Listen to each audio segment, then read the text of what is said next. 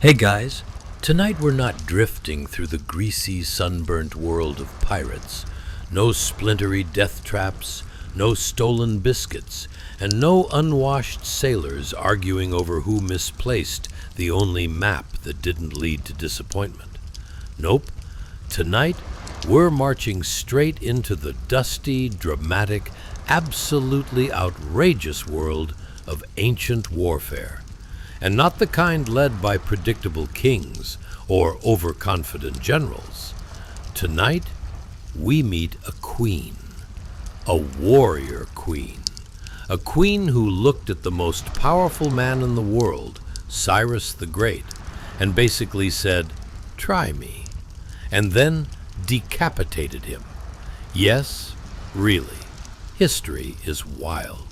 But before we get into blood-soaked sand and royal vengeance, take a moment to like the video and subscribe. But only if you actually enjoy what I'm doing here. This isn't a hostage situation. And leave a comment telling me where you're listening from and what time it is. Somehow, it's always 2 a.m. somewhere, and honestly, stories like this make perfect sense at 2 a.m. When your brain is tired enough to say, "Sure, a queen chopping off a king's head, that tracks." Now dim those lights. Turn on a fan for that soft white noise battlefield breeze. Sink into your pillow. Wrap yourself in blankets like you're preparing for ancient combat. And tuck your feet in, just to avoid imaginary toe-sniffing rats. Not historically accurate, but emotionally important. Let's pause for a second. Have you ever wondered what life actually felt like in the ancient world? No modern conveniences, no comfortable shoes, no iced coffee, just endless sand, questionable hygiene, and warriors who thought bathing was optional. Did battles really look like the movies? How did people survive long campaigns with armor made of metal, food made of sadness, and leaders who loved dramatic speeches more than logistics? Tonight, we're taking a slow, sleepy journey into the world of Tomyris, the queen of the Massagatai, a confederation of steppe tribes who ate hardship for breakfast and washed it down with fermented milk. These people didn't flap in the breeze. They didn't write poetry about sunsets. They wrestled, hunted, rode horses like they were born glued to them, and developed the kind of grit that makes modern gym workouts look like toddler playtime. And Cyrus the Great, the man who created one of the largest empires the world had ever seen? Well, he thought conquering Tomyris would be just another day at the office.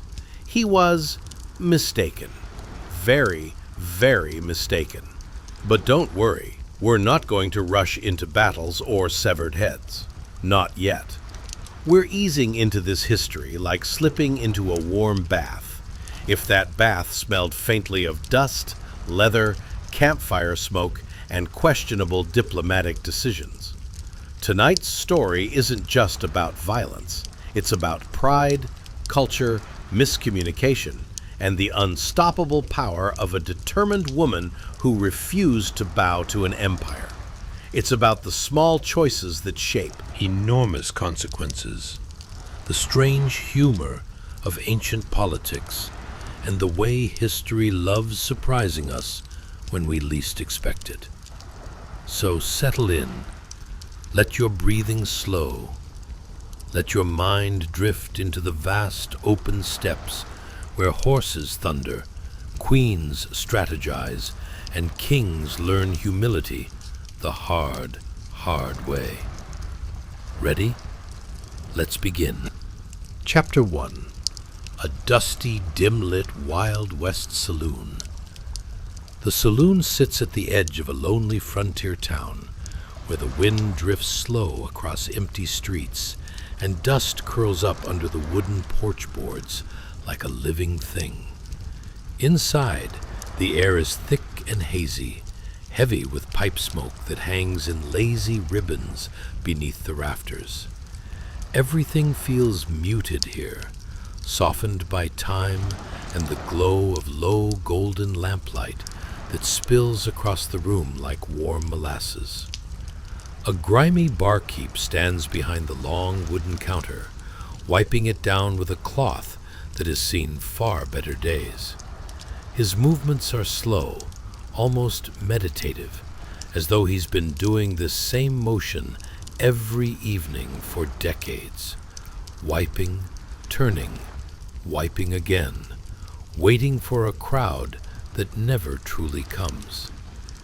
His shirt is rumpled, his sleeves rolled up, and the dust of the prairie seems permanently embedded into his clothes, his beard, even the lines of his weathered face.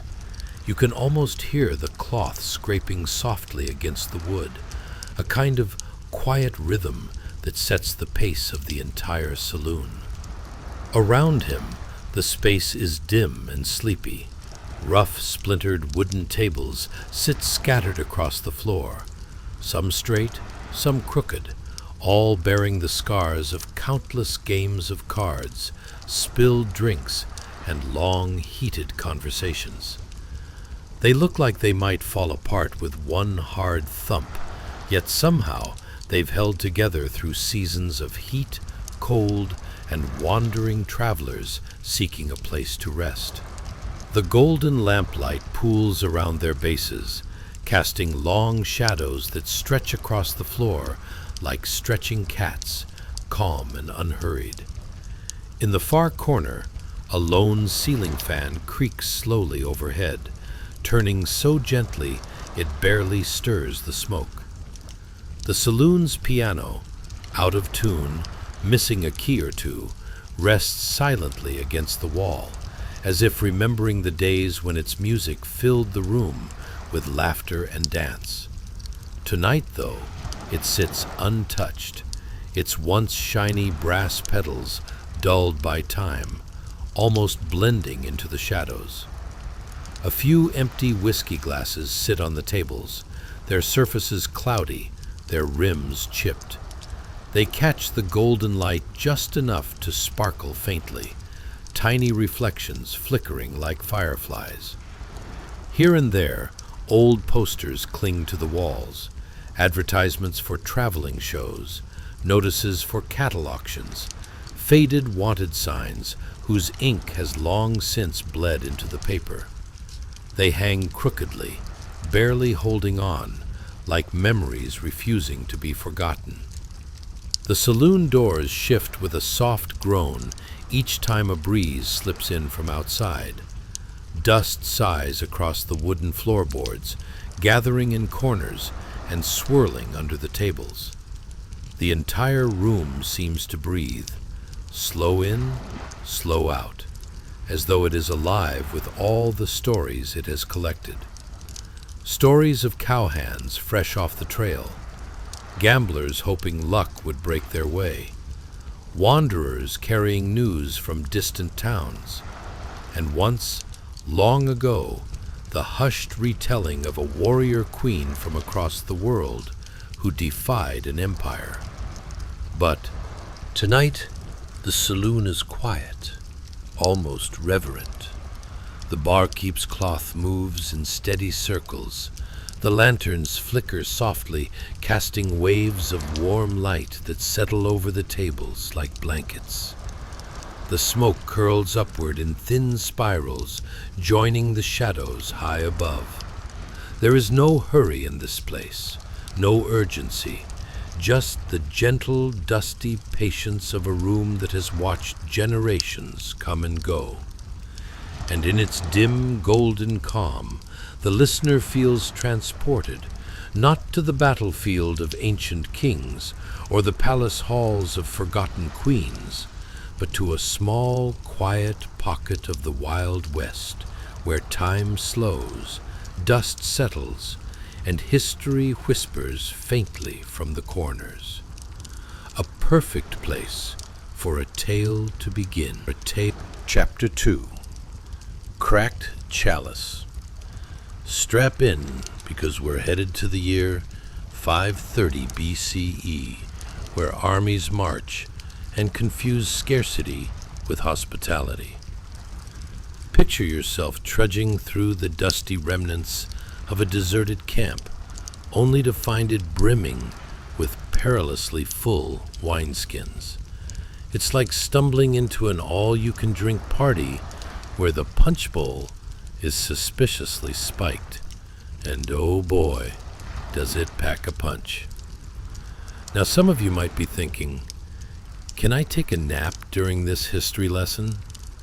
Well, dear listeners, you absolutely can, but only if you promise not to snore too loudly. I mean, the warrior elite did enough of that at their feasts to stop an invasion. So dim the lights, curl up somewhere cozy, perhaps with a soft coverlet that still smells of last week's laundry, and let's prep for an adventure that'll have you questioning your own dinner leftovers. What's it like battling enemies who clearly have a flair for irony, like setting traps that are deliciously deceptive? What would you do if you uncovered a camp that smelled like a wine cellar, but was actually top-tier bait for your imminent doom?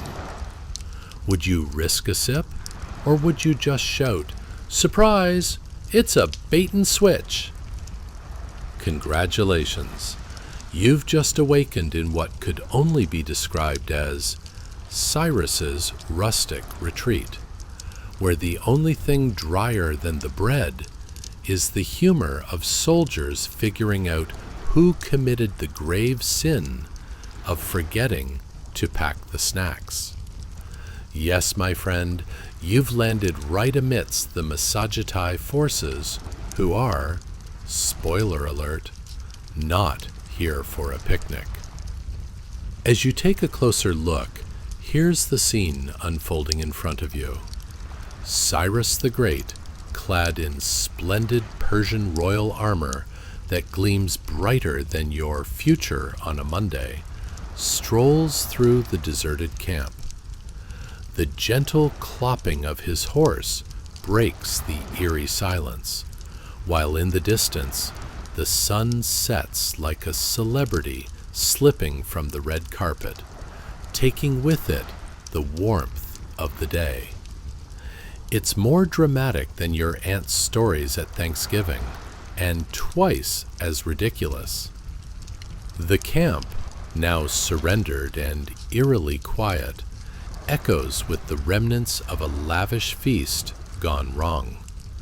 Vines hang sorrowfully, crowned with abandoned wineskins, just waiting for someone to have one last surprise sip. It's essentially the scene of a frat party gone horribly awry, with empty skins lying about like modern-day hangover excuses.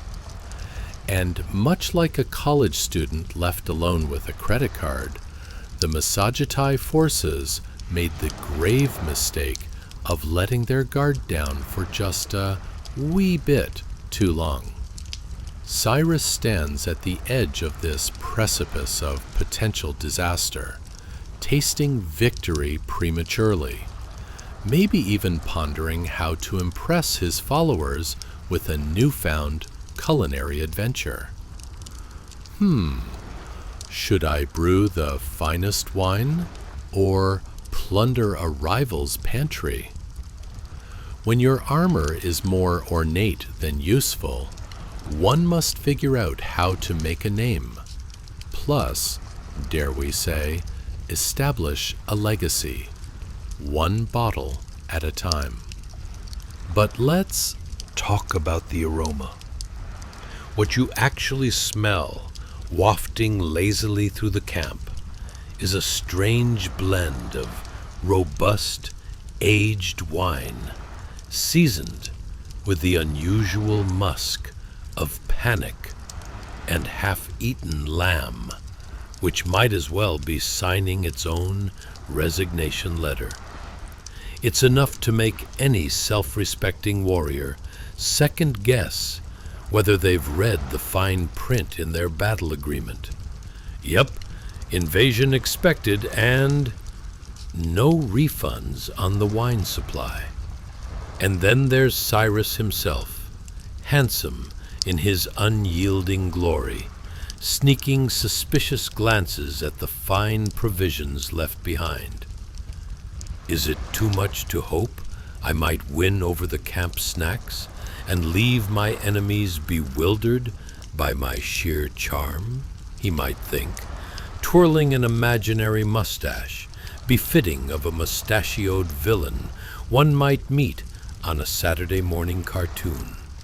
But the gamble of getting cozy with the table of plush provisions involves potent stakes. He's wandering into a classic trap, a perfect echo of all those times we've walked into friends' houses half expecting a cozy invitation, only to find ourselves caught in an awkward game of charades. The massage tea said wine was served. Did no one mention it would be at a battlefield?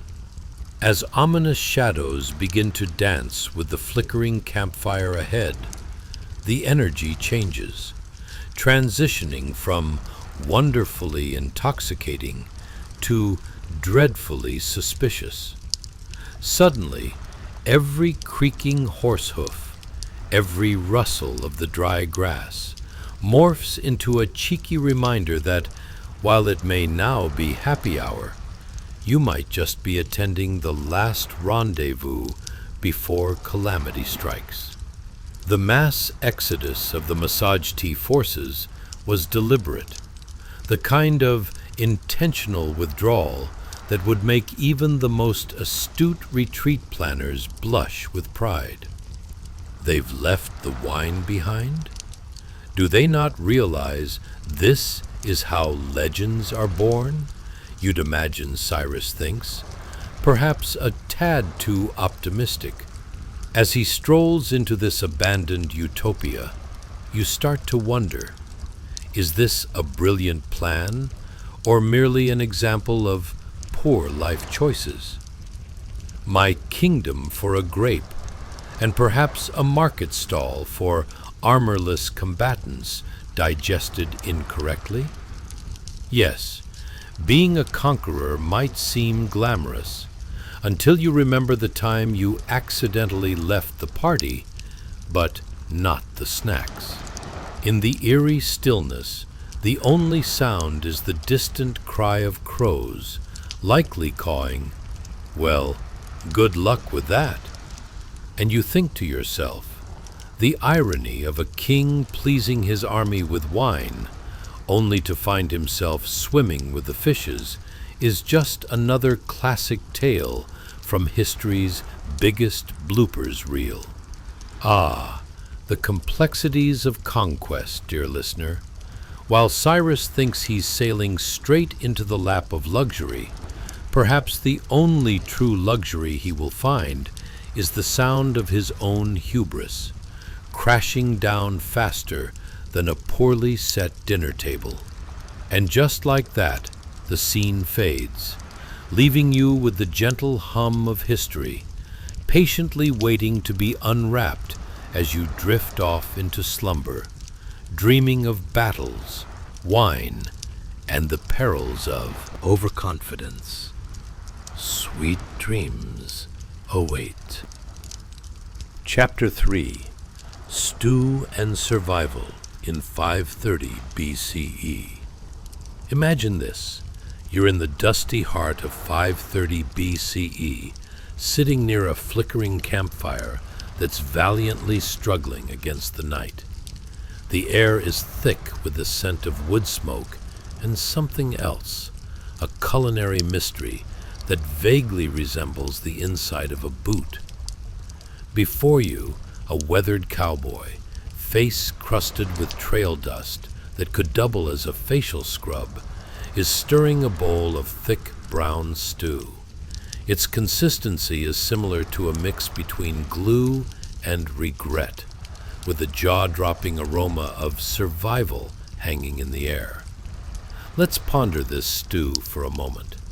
You know those viral culinary videos where the host dramatically flips an artisanal omelet, or flambé, a fancy dish? Now imagine replacing that delightful egg with a hodgepodge of whatever critters wandered too close to the pot. Dinner, served with a side of adventure, was surely the motto of the day. If the leftovers are anything like last week's stew, well, you're actually having upcycled stew for the third night in a row, and no one is particularly pleased about it. As your cowboy friend stirs, his spoon clanks against the bowl like it's trying to escape this culinary nightmare. You wonder, how much more water do you need to dilute the flavors? Enough to flood the camp? Would that make it a soup, or just an existential crisis with a little salt? And oh, the flavors! Imagine combining the essence of damp earth with a hint of despair. Truly a dish for the ages. You'd think the ancient Greeks would have something to say about it, but it seems this cowboy is living his best life, euphorically distanced from the concept of health codes, which, let's be honest, likely hadn't been invented yet. What's in this stew, you wonder aloud, half excited and half horrified? Is there a chance it's actually from a past conversation? Not with a cow, but a long-lost cousin whose bygone last words were, "Find me in the soup." Maybe it's cooked with the same enthusiasm as a modern-day home cook attempting to impress their guests with an experimental dish they saw online. "Tastes like home," the cowboy remarks with a grin that could launch 1,000 ships, mostly because it'd probably scare the ships away. You squint skeptically, wondering if he's equally fond of blending gravel and cactus into smoothies. But you've also accepted the fact that dietary choices in this time are nothing if not adventurous. After all, modern culinary fads would call it foraged ingredients. Here, it's just Tuesday. In this dusty era, you're acutely aware of a trio of essential survival skills: hunting, gathering, and avoiding that one guy who insists on telling you about his new knitting hobby during dinner. Maybe ancient people were just like us, layered in quirks and downright oddities, stuck between the necessity of survival and making do with what they could find, whether that was half-hearted affection for their neighbor's livestock or a love affair with mystery stew. And while you contemplate dinner, the dark night invites a whole different set of challenges. Is it too late in history to start a cult movement around the crusade for better soup? Do we need more than a single cow for a complete meal? You could just picture it, a cartoonish uprising, where an army of disgruntled townsfolk band together to overthrow the tyrannical pot of mystery stew. Imagine chanting, "We want flavor! We want flavor!" as they march on the cowboy's humble abode, pitchforks in one hand and spoons in the other, fantasizing about greens, spices, followed closely by a resolution for no more overcooked grim fare. As the fire crackles and the stars twinkle like judgmental eyes from above, you swirl your own bowl of stew, half-heartedly optimistic. The silence is punctuated only by the crunching of the cowboy's boots on the dirt as he wanders off to find more of whatever has decided to opt into this culinary delight. Suddenly, a realization strikes. Why does he seem so ready to embrace this stew as a culinary masterpiece, while you, just a casual observer, feel the profound urge to pluck a nearby shrub and start munching on it. Perhaps this is the secret of survival from antiquity. Embrace what you have, even if it makes your taste buds file for emergency unemployment. As you drift off to sleep, let these absurd thoughts ease you into slumber. The cowboys of yore didn't haunt the nightmares of culinary classes. They simply stirred their pots with laughter and grit. You can't make this up, but as their stew added flavor to their survival, allow your dreams to add flavor to your night. A stirring blend of absurdity and gentle slumber and Chapter 4. A Pot for the Ages. Let's take a moment to consider the culinary heart of our humble abode, our bubbling cast iron pot sitting over an unkempt fire pit that looks like it has seen its fair share of both victory and defeat.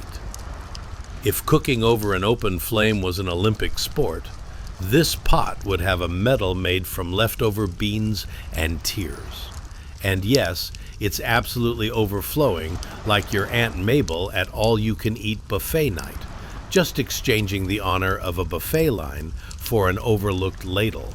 Because who are we kidding? In 530 BCE, moderation wasn't in anyone's vocabulary unless it involved the number of times you re-warmed your leftovers. The aroma wafting from the pot can only be described as rustic, because, let's be real, if you call it disastrous, that could trigger an existential crisis for your cowboy friend attempting to assemble an edible meal. It's as if the beans have taken a daring leap into the salty abyss, bringing everything they've absorbed during their slow, tragic boil. Dirt, old cowboys' regrets, and the hint of something that might just be yesterday's stew together into one glorious, and I mean glorious, mess of flavor. In this moment, you can almost hear the beans whispering, "We might have peaked too soon, buddy." Now, close your eyes and take a deep breath as you imagine the sound of beans pinging against the sides of a pot. A sound much like the jukebox you'd find at a dive bar, only the songs are all off-key and the artists are basically fermented beans having an identity crisis. As our friend stirs one more time with fervor, it's like he's conducting a symphony of survival, each stir a dramatic point in the tale of civilization. If you look closely, you might catch a playful spark in his eye. Whether it's madness or creativity is up for debate, but the cowboy seems convinced that this pot is the gateway to culinary fame. "This stew, folks," he gestures dramatically, "is a recipe passed down from great bean ancestors. Legend has it that they survived countless pot challenges and emerged victorious." The metaphorical spotlights shine down on this man's culinary dreams. Nobody has the heart to tell him that the last great meal was also last month's adventure of how to clean a pot without really trying. How do we even know these beans aren't some sacred concoction, you ask, totally on board with the cowboy's eccentricities? Are we talking magic beans? Like, do they hold the secrets of the universe?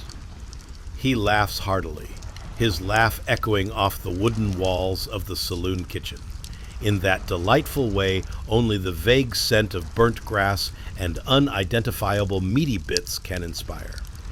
"You think these beans are going to reveal the philosophical quandaries of existence?"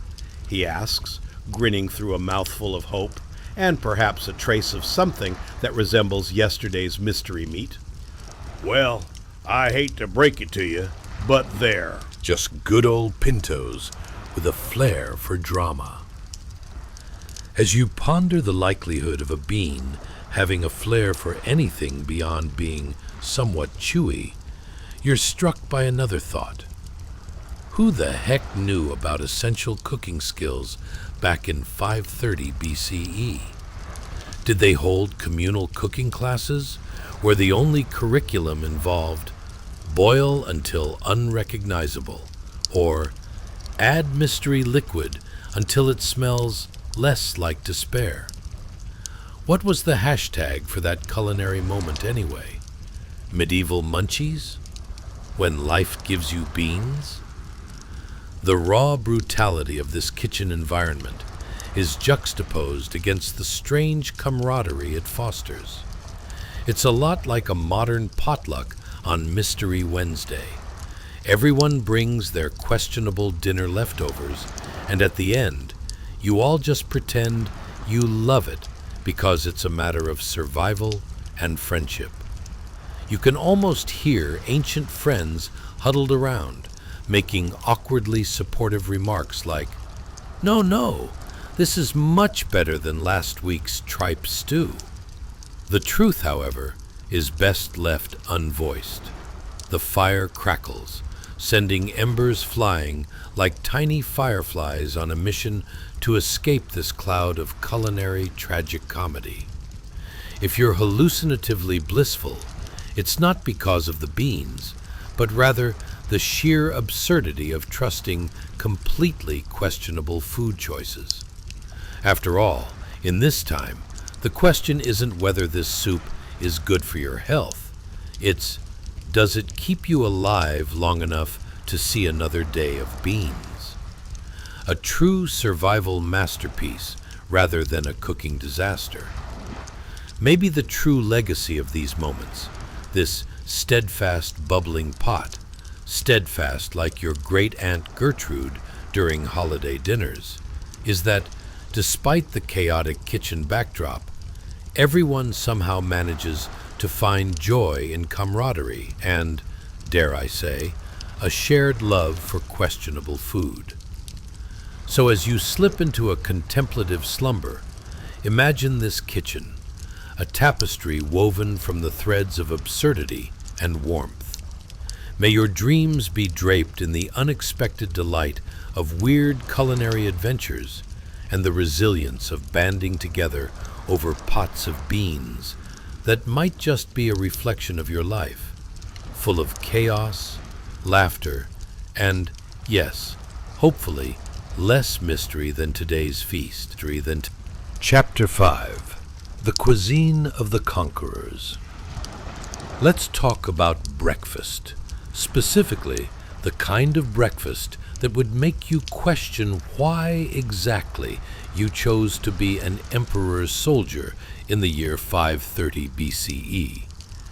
If you've ever woken up and groggily decided that a slice of stale toast would suffice, just imagine that, but instead of a comforting loaf, you're faced with a thick slab of salted pork so robust it looked like it could enter the arena itself. Honestly, it's the kind of meat that threatens you with a fight if you dare try to slice into it. Picture this chunk of meat, with streaks of white and red like a battle flag announcing its dominance, laying next to a stale biscuit that has the consistency of chalk. This biscuit could double as an effective doorstop should your home require cobbling together some medieval charm. It's as if the baker had an existential crisis and decided that instead of rising, the dough should settle down and take up a life of quiet despair. Now, as you wonder why breakfast should feel like a lost episode of a cooking show gone terribly wrong, allow me to immerse you in the delightful world of the warrior's table. You can practically hear the meat sizzling. Okay, more like aggressively seizing the moment as it cooks, or should I say, attempts to cook over the flames, which barely flicker in response. If cooking was a competition, this slab of pork would win the trophy for most likely to generate national concerns about health. Your trusty fellow soldier across the table leans in conspiratorially, too committed to the enormity of his goal to notice that the meat's fat glistens with the kind of sheen that feels both royal and slightly alarming.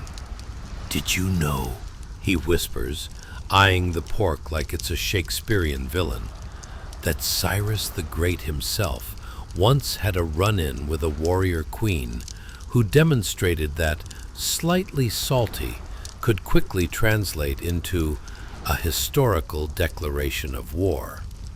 You nod, half in awe and half in disbelief, while barely concealing your own desperate attempt at not thinking about the chewiness of your breakfast. A queen decapitating Cyrus the Great? Now that's a good story for the campfire, or an effective method of avoiding breakfast altogether. As you take a tentative bite, you realize this isn't just any food. This is meat that has been salted with the pride of 1,000 ancestors. Salt pork was the perishable celebrity of its day, making it one of the prized choices for warriors heading off to battle. While it may not have come with a 3-course meal of ambrosia, it did come with the distinctive smell of bravery seasoned with preservation. And there you sit, surrounded by your fellow warriors who might not have bathed recently or ever, all eager to fuel up for another day of excitement, immersive glories, and physically uncertain encounters with local armies, primarily because they heard someone was displeased with their latest tax. Breakfast, as it turns out, is less about fancy plates and more about the bonds you form over questionable food choices and utterly wrongful decisions. Ever wondered if you'd become a warrior if it merely required maintaining a meat-based diet and sparring with biscuits? It's like being handed a hero's journey, but without the appendix detailing the nutritional downsides.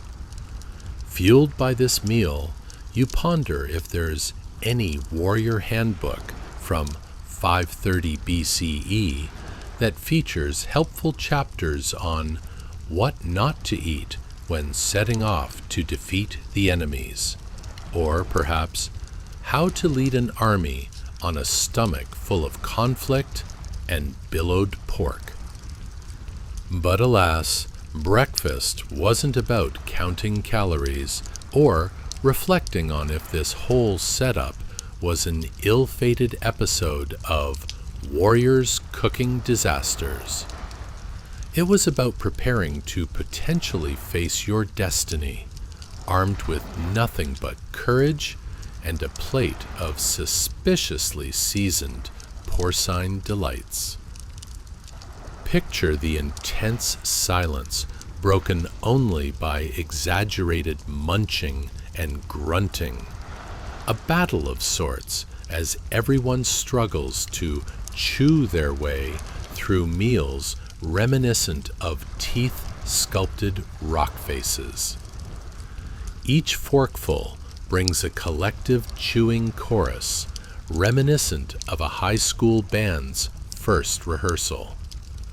If there's one consensus this meal makes clear, it's that everyone at this table has come to terms with the fact that they are warriors, and this food only slightly resembles the wonders of the culinary world. And while your mouth fights a worthy duel with salt and fibers, consider how different life would be if you traded the training swords for cooking utensils instead, hosting weekly feasts where the primary rule was simply, don't choke on the salt. Picture elaborate culinary discussions around how many different ways salt pork can wear its flavor hat. Do we roast? Slice? Deep fry in shame? In those moments, you come to a startling truth. Life in 530 BCE wasn't just fighting for land or glory. It was about triumphing over the horror of breakfast and forming friendships over the remnants of cured meats that had seen better days. Or, in the case of that unfortunate biscuit, better centuries. So take that moment and, as you chew through the absurdity of this era, it quietly dawns on you. Sometimes survival counts more than gourmet. And today, that salty hunk of meat just might be the key to your next great adventure. If you don't lose a tooth first. Chapter 6. The Java Adventures of Our Warrior Ancestors. Let's talk about the delightful morning ritual we've all come to cherish. Coffee. But before we slide right into our beloved caffeinated concoction, let's consider what coffee would be like for a soldier preparing for battle in 530 BCE. Picture it, if you will, a steaming tin cup of black, potent cowboy coffee sitting precariously on the edge of a rough-hewn wooden table, the kind that has seen more spills than a toddler at snack time. Your brew sizzles in a cup that might as well have been forged in the fires of Mount Doom. It's so dark it could easily double as ink for the next grand lost epic, or the official ledger of how many loaves of stale bread you managed to avoid consuming. A flickering lantern bathes the scene in a warm, soft glow, dancing like a comical little sprite in the cold desert morning. The chill in the air feels like an overzealous ice bath sneaking right past your armor in an attempt to ruin your entire day before it even starts. And here's the kicker. In the bottom of that cup, visible grounds will sadly greet you like the remains of your latest bad decision. Ever seen the aftermath of a disaster on a battlefield? Well, this is coffee's attempt at a final stand. Surprise, the grounds say, as they cling to the edges and stare up at you, daring you to embrace the gritty truth of your morning. As you reach for your trusty cup of confusion, a nagging realization creeps in. You might just be one sip away from a complete existential crisis. Was it the coffee, or the idea that warriors in this era would perhaps wake up and oafishly contemplate their life choices, not to mention their breakfast options? Have you met their morning dilemma?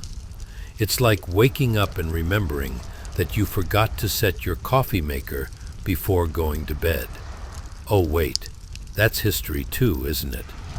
Now, consider a dimly lit tent bustling with soldiers, alongside the faint sounds of war drums, echoes of clashing swords, and, naturally, a lot of complaining about the lack of quality coffee. Nobody ever really takes time to appreciate the fact that while some were swinging swords, others were gathering wild beans, wondering if they would be revolutionary or just plain revolting. "Hey, you there!" a fellow soldier may call out, looking over to the one preparing coffee.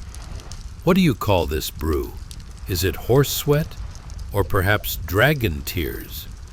"Just a little bit of bravery mixed with willpower," comes the reply. And honestly, can you blame him? When your armor weighs about 9 million pounds, give or take some oxen, sacrificing a solid breakfast for the sake of this potent potion might not seem like such a bad idea after all. What if you could caffeine fuel your battles? Instead of slashing swords, you'd be doing a tango with your coffee cup, darting in and out of dance while trying not to spill the required motivation all over the battlefield. Henceforth, battlegrounds should absolutely include a few coffee stalls. Forget catapults. Let's build espresso machines and watch the enemy's morale crumble under the weight of unfulfilled caffeine dreams. Now let's transition into the wide, wild world of ancient warriors and their coffee adventures. Imagine, if you can, the delightful clumsiness of a soldier trying to handle a hot cup of coffee while also wearing a helmet that seems to have been designed by someone who had never actually seen a head before. The helmet is likely so bulky it resembles something a farmer would use while milking cows, the only difference being the occasional one slightly too enthusiastic battle cheer. As you strap that absurd headgear on, you take a guarded sip, half expecting it to taste like burnt wood chips and strong opinions. And there it is, creeping into your senses. "It's like drinking liquid courage," one soldier shouts, although you know in your heart he might be slightly misguided. Because we all know that with every sip imbibed in the name of battle, you run the risk of experiencing that unholy caffeine high that sends adrenaline levels skyrocketing while your brain adamantly insists you can conquer the entire Persian Empire. Field marshal outfit be damned. "Charge!" someone inevitably yells, lifting their coffee mug instead of their sword. I feel incredibly motivated. I might even write a sonnet about the beauty of the desert and its aggressive breeze. And this is the moment when caffeine-infused folly reigns supreme. You witness two warriors, now inexplicably ready to duel, like they're in a very poorly animated cartoon segment from the future. "How about a duel with mugs instead?" they shout, raising their cups in a terrible cheer, while the others pause, perhaps feeling that intense mixture of confusion and caffeine-driven enthusiasm. Who knew the morning coffee ritual would turn into a new Olympic sport? Picture that scene fading into the open skies of the desert. Coffee cups could symbolize camaraderie just as much as clanging swords. Yet here you are, nestled in this cacophony that is both tragic and mildly absurd. This coffee situation is about as historically accurate as it gets, except for the fact that everyone still seems slightly lost, unsure of whether to battle or brew another round. And so, nursing that deep cup of belief as you plunge deeper into this absurd time, you must ponder, will the coffee really give you the strength to conquer? Or was it all just a handful of grounds leading to questionable decisions and more confusion than clarity? In this whirlwind of ancient warfare, just know that sometimes survival means being fueled by the most ridiculous attitudes, especially when it comes to morning brews rising to combat the day ahead. Let's see how it all plays out with our next warriors who are gearing up for far more than just breakfast. Chapter 7. The Sizzling Saga of Beef and Battle. Hey guys, welcome back to our quirky journey through mildly interesting history. Tonight, we're diving into a world as hot and steamy as a summer day in the desert. Imagine seasoning your beef with a sprinkle of chaos and that special ingredient known as impending doom. That's right. We find ourselves among warriors, not just battling each other, but wrestling with their appetites over a tantalizing, sizzling slab of meat. But before we plunge into the fire and smoke of this ancient barbecue showdown, let's gather around the virtual campfire. Perhaps you've wondered, what did ancient cooks do to charm a warrior's palate? Or maybe you've asked yourself how one even went about throwing a perfectly acceptable dinner party in the midst of a raging battle. Oh, and have you ever considered that the concept of medium rare might be considered optimistic when you're personally overseeing the cooking of the Emperor of Persia's dinner? So, dim those lights, cozy up, and prepare your senses for a culinary quest amidst the chaos of 530 BCE, where a cook in a soot-covered apron stood watch, intently focused on a tough slab of beefsteak sizzling away over an open, roaring flame. Imagine this. You're nestled in an ancient military encampment. The sun makes its grand descent, casting a golden hue across the scene. There's this cook, let's call him Gorgonzola, because food names should always encourage a little laughter. Gorgonzola stands with a grin that you'd usually see on a kid who's just found a secret stash of candy.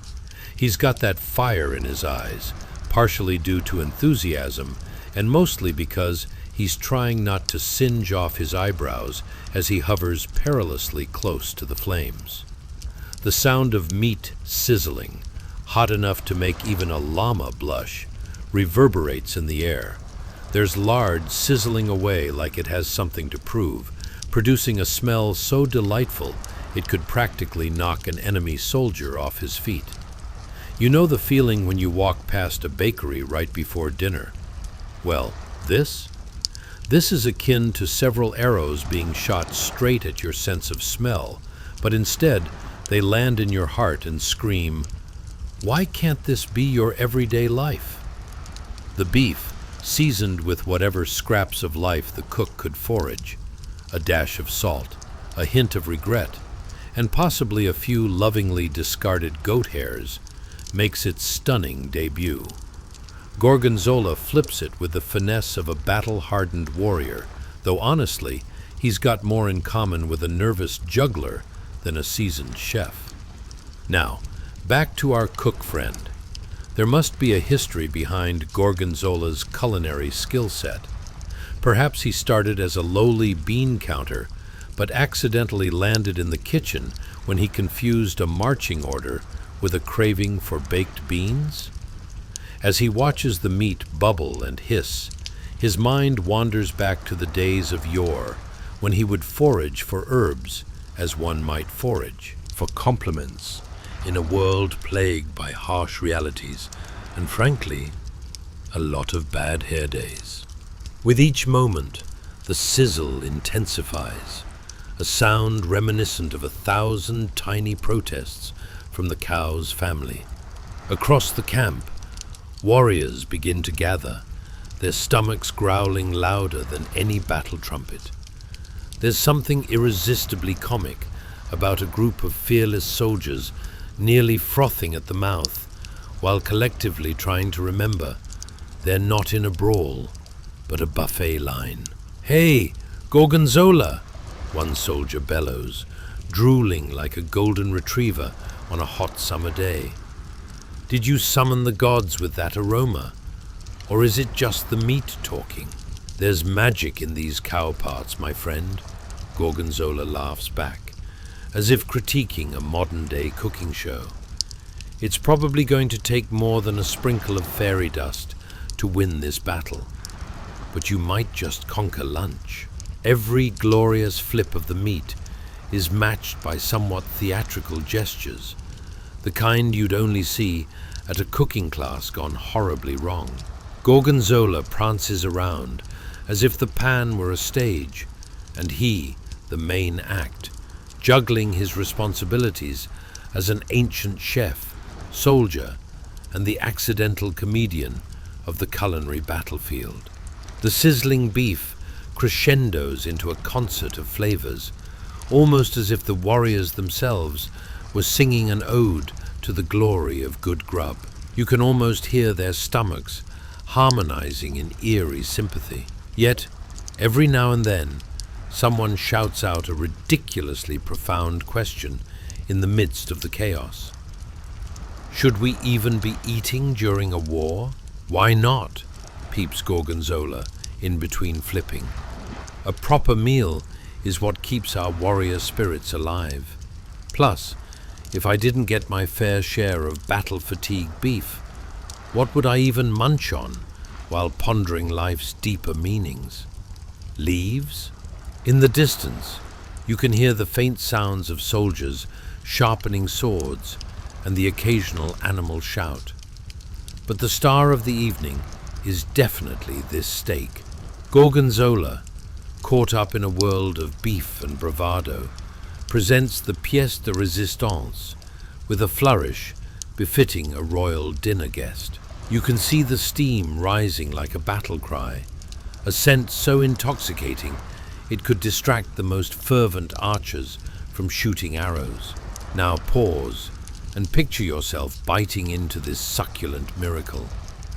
The beef melts in your mouth like it knows it's already conquered your heart, and you wonder what sorcery allowed Gorgonzola to create such a mouthful of joy amidst an undertone of chaos. Of course, the cooking show would have to go on. Gorgonzola swiftly moves on to the next task, preparing beans that seem equally important. Hang tight, we're just getting warmed up, and there's plenty more ancient fun to come.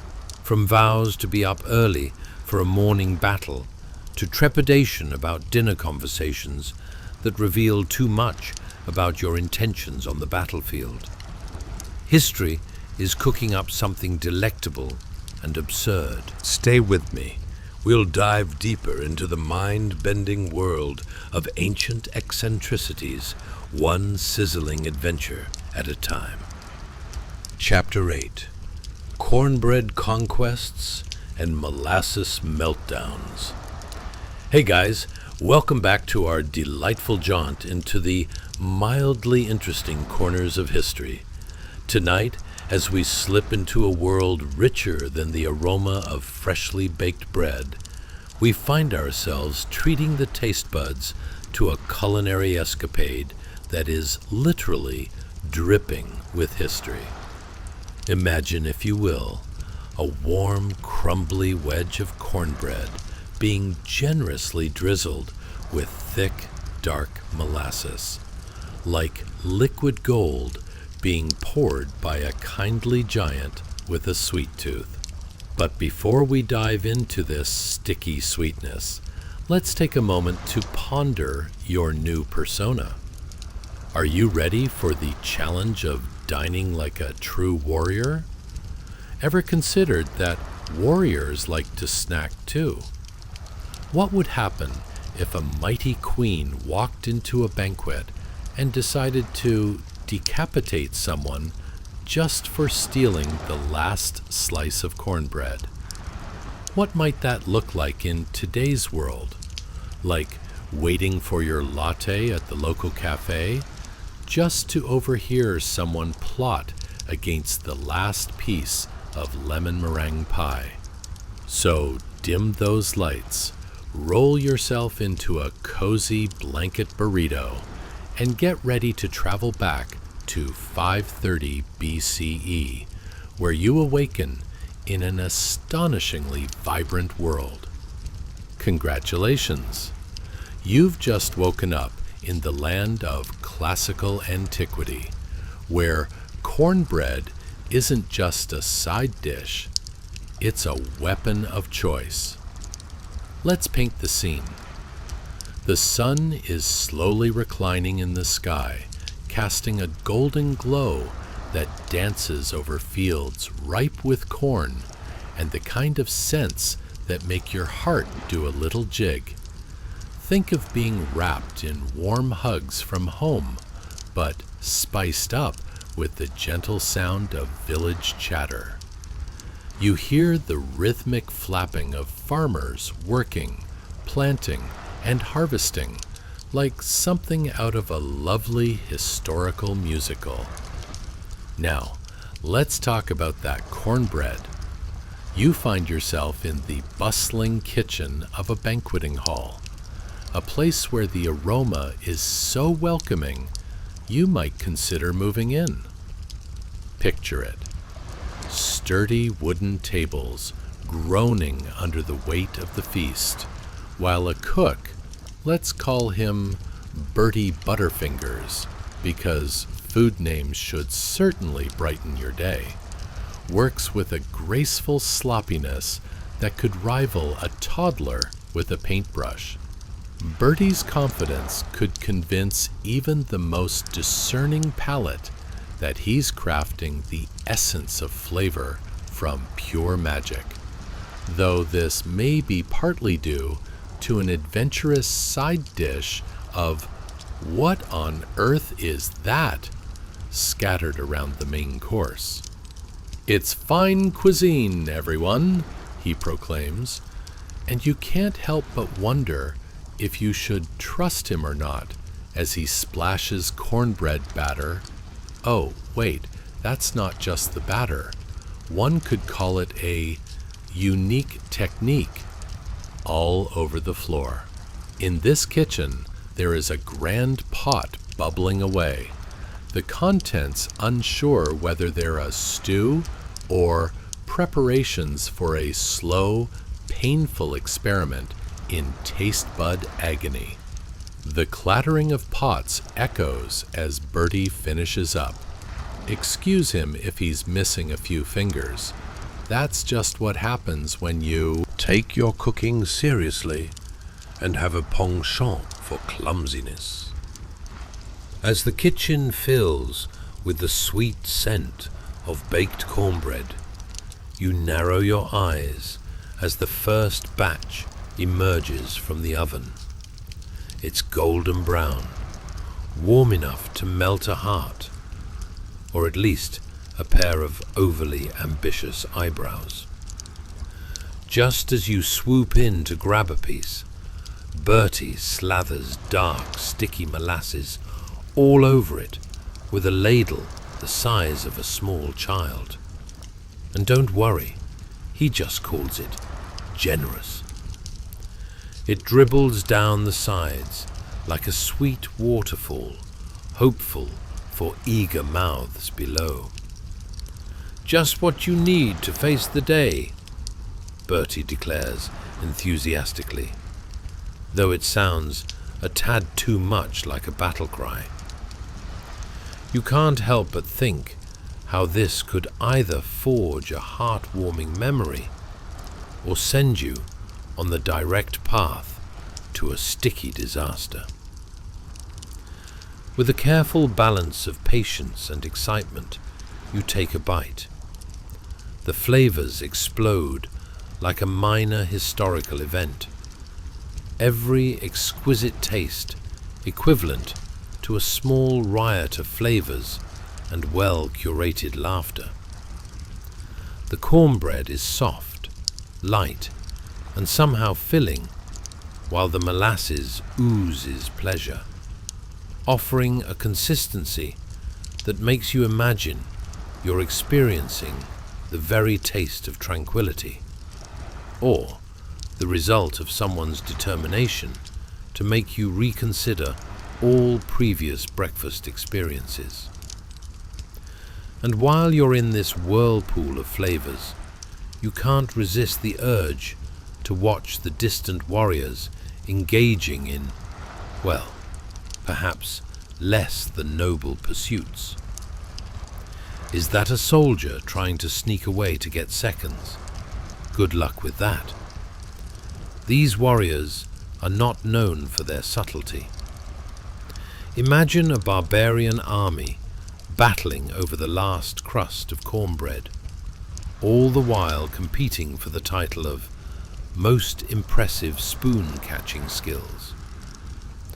Yet, in the spirit of absurdity that knots through history, what if a queen entered the hall? Picture a regal warrior queen striding in with the confidence of a lioness who has just consumed her 5th cup of coffee. She holds her sword, demands the attention of her MPs, molasses providers, and with a flick of the wrist, decides that anybody who dares question her cornbread mechanics might just have their head served on a wooden platter, garnished with a dash of irony. As you chew, the scene unfolds into a comedic tableau, with all the elegance of a Renaissance fair gone wrong, while you contemplate how utterly delightful, yet absurd, this amalgamation of culinary combat and warrior etiquette is. As the laughter erupts around you, it's clear no one is immune to the charm or the danger of cornbread. So there you sit, you, like the bold queen, pondering if your dinner might just become the stuff that legends are made of, or, at the very least, a blessedly humorous anecdote around the communal fire pit. Keep those thoughts simmering, for we have much more absurdity and delight to explore in this ancient world. Buckle up, because our history journey isn't even halfway done. There are regal escapades, accidental recipes, and more. Sticky situations ahead.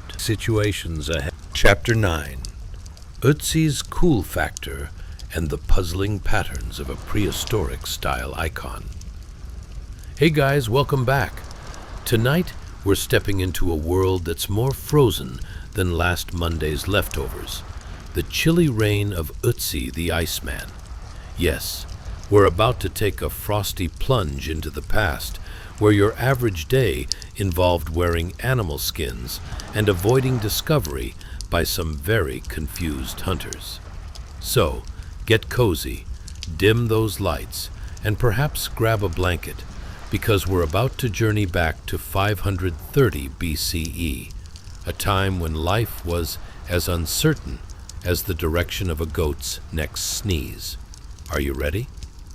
Have you ever woken up and whispered to yourself, how could I possibly combine the aesthetic values of my local tattoo parlor with an ice cap? Or, why can't I ever find my favorite wool tunic and avoid the bears? If so, you're in luck. Ever wondered if Ötzi had a skincare routine? Or if he just relied on the occasional fruit roll-up derived from ancient berries? Did he have his own Ask Ötzi column, where he advised on fashion decisions over mammoth meat? So many mysteries. This frozen fellow has left us with a legacy that's sure to chill your spine while simultaneously cracking you up. Congratulations, you've just woken up in the chilly Alps, 530 BCE. And let me tell you, it's not all it's cracked up to be. As you take in the scene, you shiver almost instantly. The world around you looks like a paleo Instagram feed gone wrong. Icy blues, crunchy white snowflakes, and breath visible like a fog machine at a medieval party. Every step you take crunches ominously underfoot, like a poorly timed sound effect in a suspense movie. But what's that?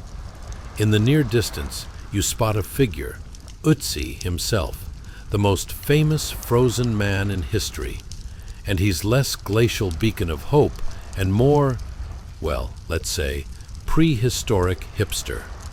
Decked out in layers of animal skins, stitched together with the elegant precision of a toddler's art project, Ötzi struts past you like the world's most dedicated fashionista, taking on the Icy Peaks collection.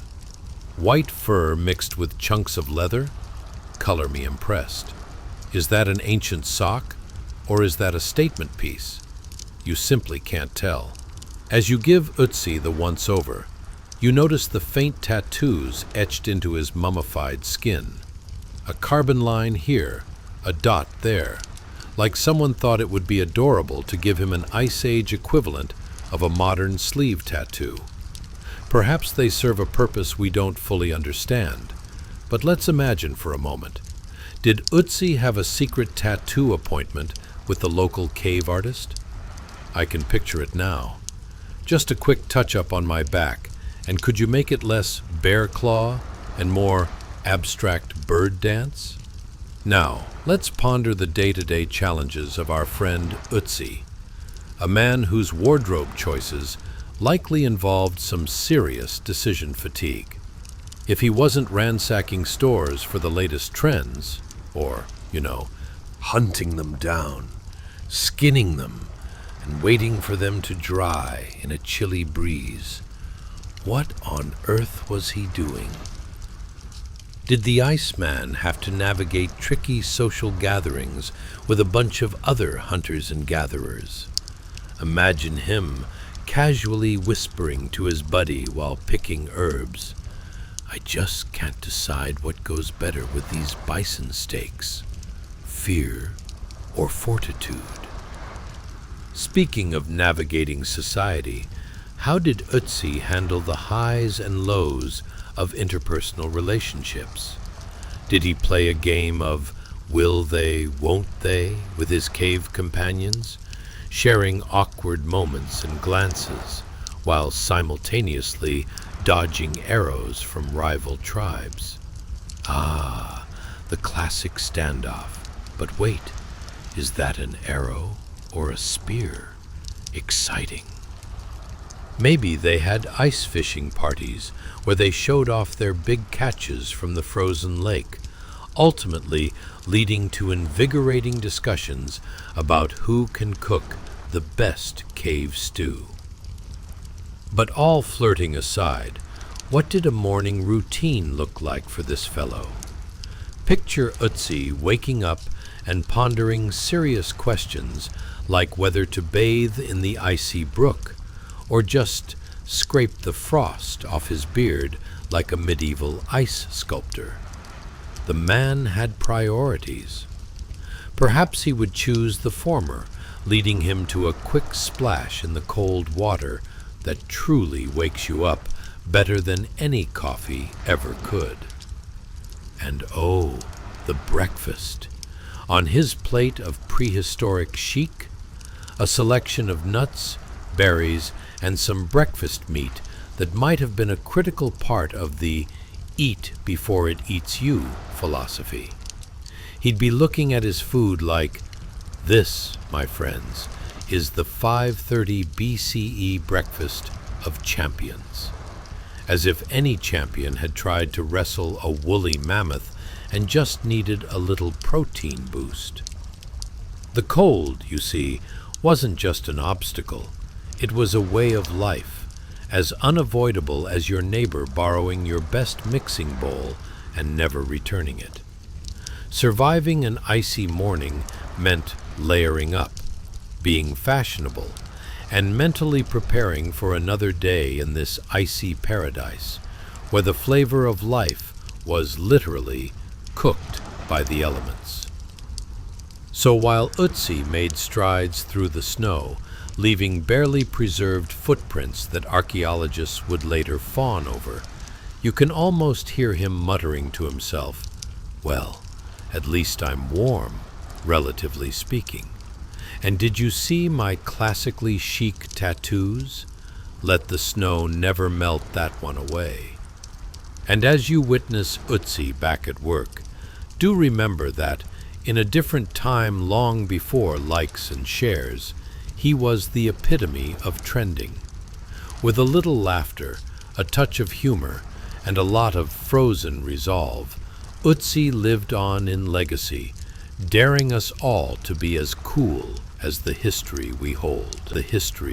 Chapter 10. The Inked Priestess and Her Quest for Cosmic Clarity. Hey guys, welcome back. Tonight we're diving into something hotter than the last slice of pizza, ancient Egypt, where the eyeliner is thicker than the Nile and the hieroglyphs don't bother pretending they aren't just fancy doodles. We're about to unravel the life of an Egyptian priestess, not your average pyramid architect, but a vibrant, inked warrior woman slinging symbolism like they're going out of style. So, grab your imaginary papyrus, dim those lights, and let the soothing storytelling wash over you like an overzealous Nile flood. But before we go any further, have you ever pondered why so many ancient civilizations felt the need to tattoo themselves into a walking art gallery? What were they thinking when they decided that their skin should be a canvas? Did they look at each other in the morning and say something like, "Ugh, I feel so plain today. Time for another scorpion on my thigh"? Or perhaps, "You know what this festival needs? A snake wrapped around my left ankle." Let's not forget the biggest question of all. If they had to explain their body art at parties, how much of an eye roll would that require? Congratulations! You've just woken up in 530 BCE, Cairo style, where the air is scented with incense and possibly the smell of unsupervised cats. As you stretch and attempt to wipe the sand from your eyes, you instantly realize that you're not alone. Standing proudly before you is a priestess, draped in flowing linen, the kind that flutters like a gentle breeze, but might also double as a bedsheet, depending on your life choices. She's a fashion icon with a twist, or should I say, a twirl? Her upper thigh and abdomen showcase a bewildering array of geometric tattoos, symbols circling her like a celestial debate in a cosmic book club. What does it all mean? Maybe they represent protection, fertility, and was that a doodle of her cat? Who knows? The best part? Depending on her mood, she might channel the divine powers of fertility while also ensuring that her wardrobe remains stylishly on point, a skill few of us have mastered today. Let's talk about her life. Picture her waking up every morning, her bed made of the softest reeds. Okay, they're still not as comfy as a Tempur-Pedic mattress, but hey, it's not hay. As she rubs the sleep out of her eyes, does she contemplate her very essence? Today, I shall spark the cosmic energies of protection, and maybe grab a smoothie on my way to the temple. One can only imagine what debates were had while deciding if the morning elixir should be acacia or perhaps an adventurous blend of fig and hibiscus. Now, mornings might involve a multi-step skincare ritual involving smearing oils that smell so enticing they could charm the very sun into rising just a bit quicker. If only Instagram influencers could see her now, she'd be a viral sensation. Quick, hold that pose with your eye of Horus tattoo shining perfectly. Speaking of eye-catching poses, let's dive into her daily activities. Does she skip around the temple holding a block of stone while chanting ancient hymns? Or does she occasionally embark on a quest for a missing catamite? Imagine stooping to bring offerings while dodging chickens that have all the intent of expressing their artful disdain. Did they plan to join her at the temple? "Sorry, I'm late. A chicken just harassed me." When she finally gets to the temple, you can almost hear the community buzzing like bees around a particularly well-stocked apiary. Priests and priestesses mingle, debating the latest trends in offerings.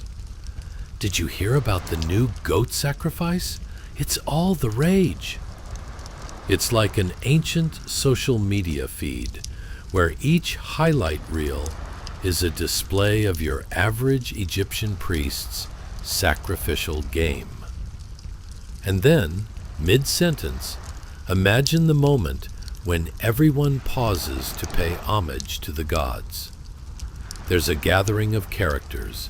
Think overworked scribes, aspiring litterateurs, and possibly one guy who insists that his latest hieroglyphs are going to revolutionize communication. Guys, have you ever considered if we added a little more flair to the stork? Maybe a little sequined scarf?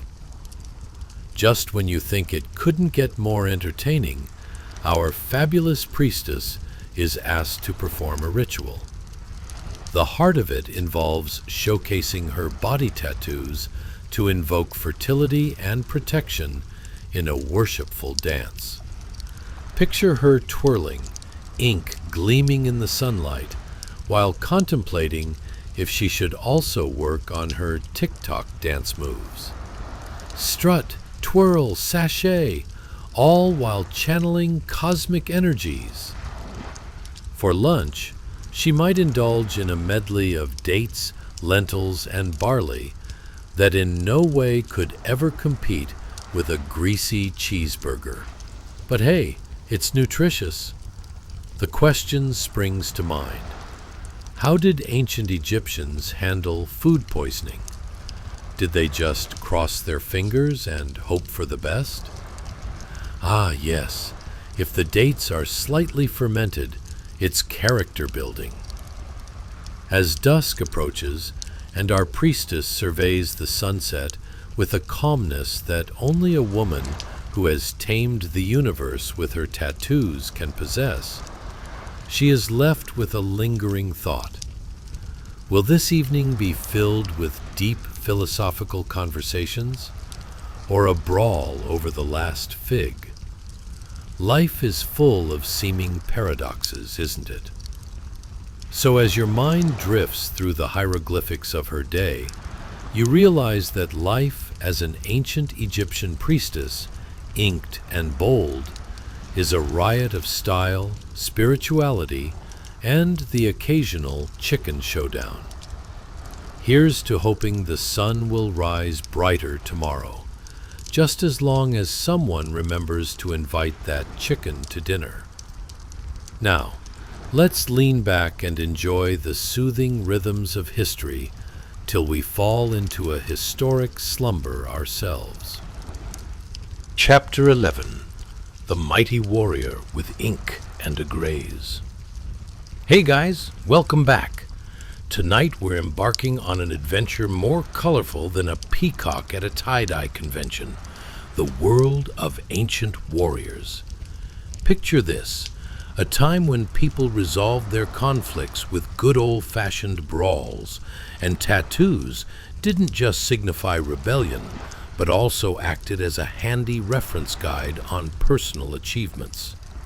If you think your family meetings are intense, just wait until you find out how Maori warriors settled their disputes, or, more likely, launched themselves head first into them. So grab your imaginary spear, dim those lights, and let's get cozy as we slip into the leather-clad sandals of these fierce, inked individuals, bravely navigating a world where your facial artwork might just be the difference between reverence and regrettable remarks. Ever wondered what it was like to have swirls and whorls on your face, all carved by your own hand? How did warriors decide on the design?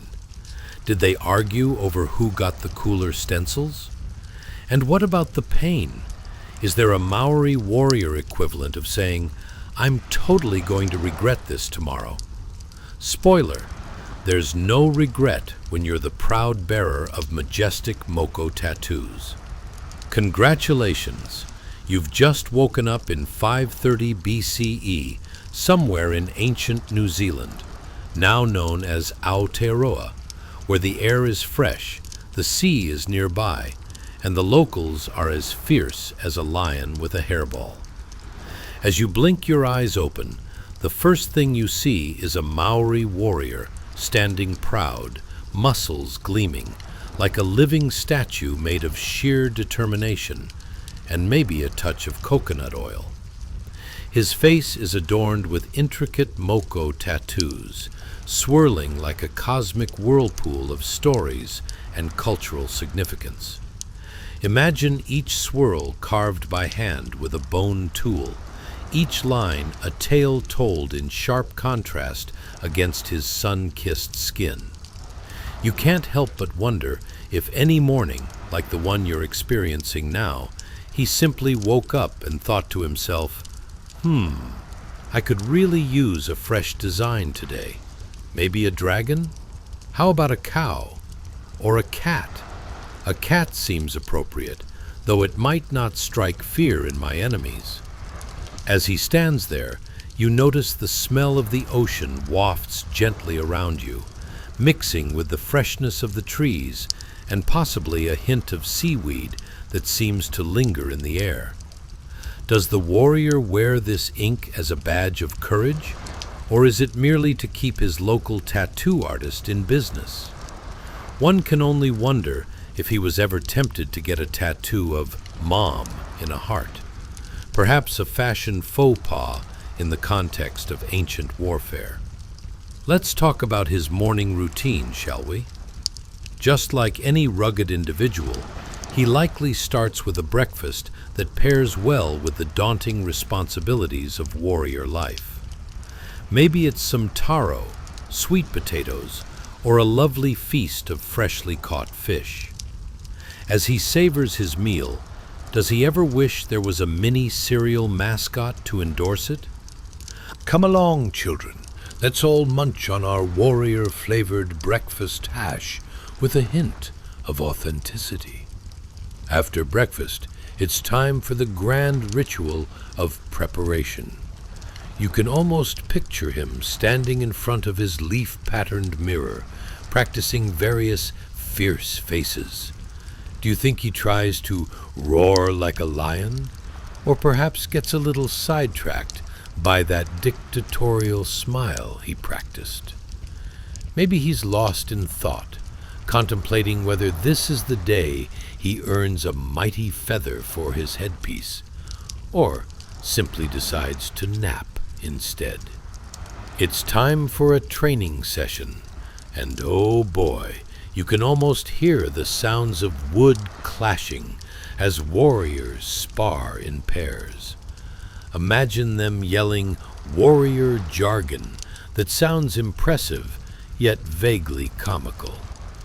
I challenge you to a duel, but let's keep it non-lethal, all right? I haven't hit my step goal yet.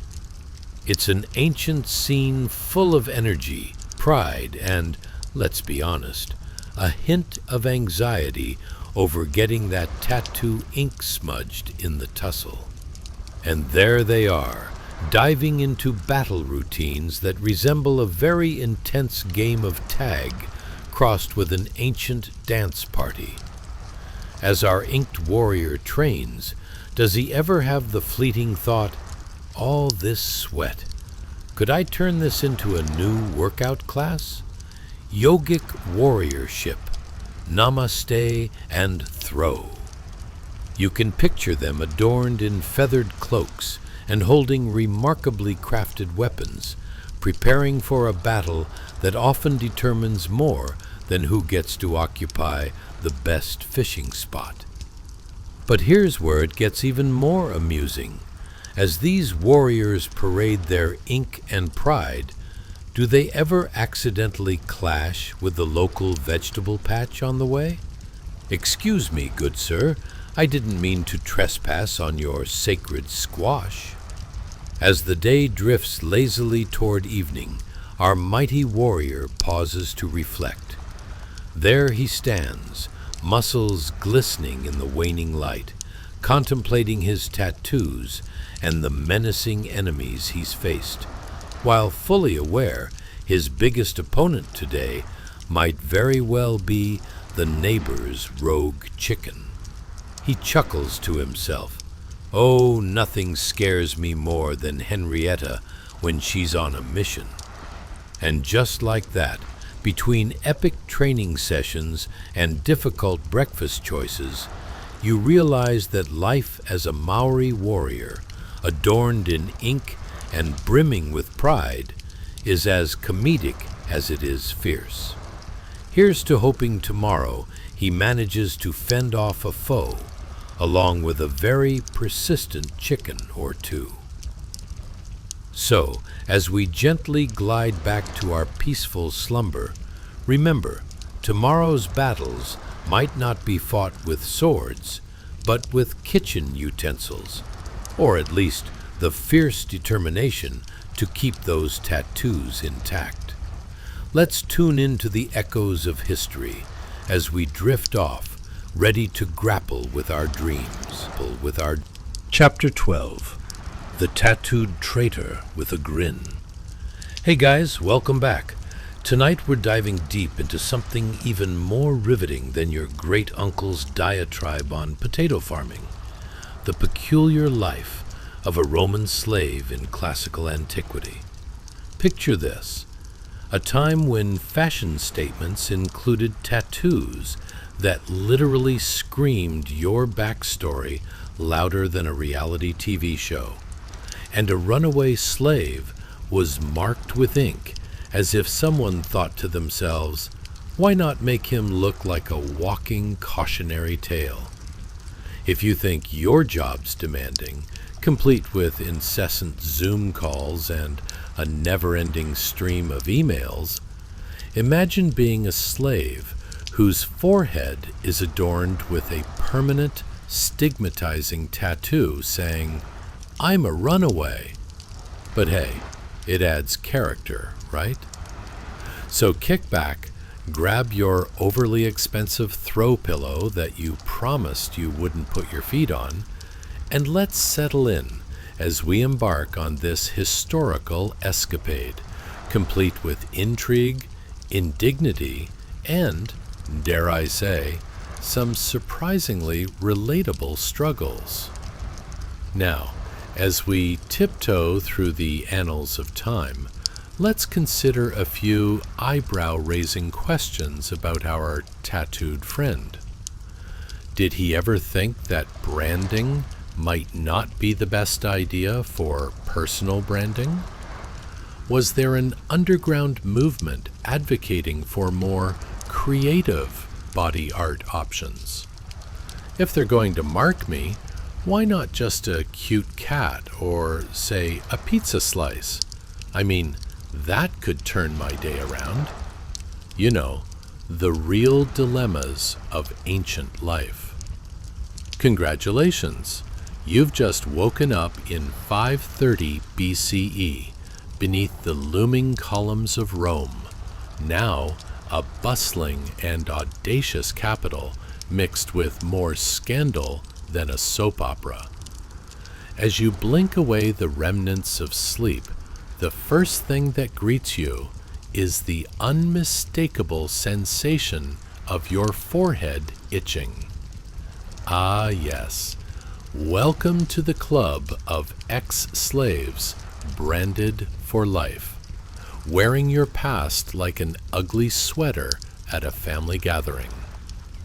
You glance into a polished bronze mirror, trying to avoid noticing that tattoo, the one that marks you as not just any runaway slave, but a runaway slave. You have to wonder, how many conversations have started with, "So, what's that on your forehead?"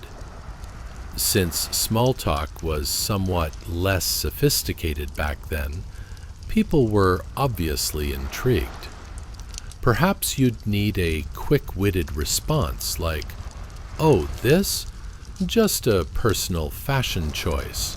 You may not have heard of it yet." Let's talk about your morning routine, shall we? It's flashbacks of gladiators and market stalls. You've got the classic Roman breakfast laid out before you. Some days it's hardtack, and on better days, why, it's day-old bread with honey. What a feast, you think, as you try to scrub the taste of disappointment from your palate. Ever tried to gnaw on a rock while thinking about your life choices? No? Well, Welcome to Anti-Culinary Excellence of Ancient Rome. As you sit there, trying to meditate through the chewiness of the bread, you can't help but think about your neighbors. Kicking up a ruckus outside. There's a lively group of toga-wearing folks debating the latest gossip, surrounded by flocks of pigeons who obviously think they own the place. It's as if they've turned the streets into a modern-day Twitter feed, but with less character limit and more pecking about personal affairs. You decide it's time to venture out, balancing on the thin line between bravery and absolute dread. Stroll past the markets, where the scent of fresh fish intermingles with the less than inviting odors of unwashed humanity. Ah, sweet Rome, where even the fish complain about the lack of showering opportunities, you muse as you dodge a rogue stray cat, oddly resembling a former gladiator you once saw in the arena. Let's pause at the bathhouse, shall we? Arguably, anyone who claims Roman baths were luxurious probably has never had to fend off an overly friendly soap salesman. It's as crowded as a concert on a Friday night, with all manner of folk, some leisurely soaking, while others yell over the sound of splashing water. You call that a scrub? More like a gentle pat. Should we ever consider the absolute irony of finding camaraderie in tub time? It's like a weekly support group, only with nakedness and dubious hygiene practices. But hey, at least nobody's making a documentary about your life choices. Or are they? Ever paused mid-scrub to think, what if I get marked next? I'd have to add another tattoo. Still a runaway, but now I smell like lavender. In the realm of irony, nothing hammers home the surreal humor of your life quite like communal bath art. As you lather up with soap that's perhaps a bit more fishy than expected, you overhear snippets of conversation. Did you hear the latest about that runaway slave? Apparently, he thinks he can live free without a giant runaway tattoo. Laughter echoes, and you suddenly find yourself contemplating the demise of your dream of tattooing a smiling sun over that ugly branding. Sure, it would be a statement piece. Look at me, I'm both free and can brighten your day.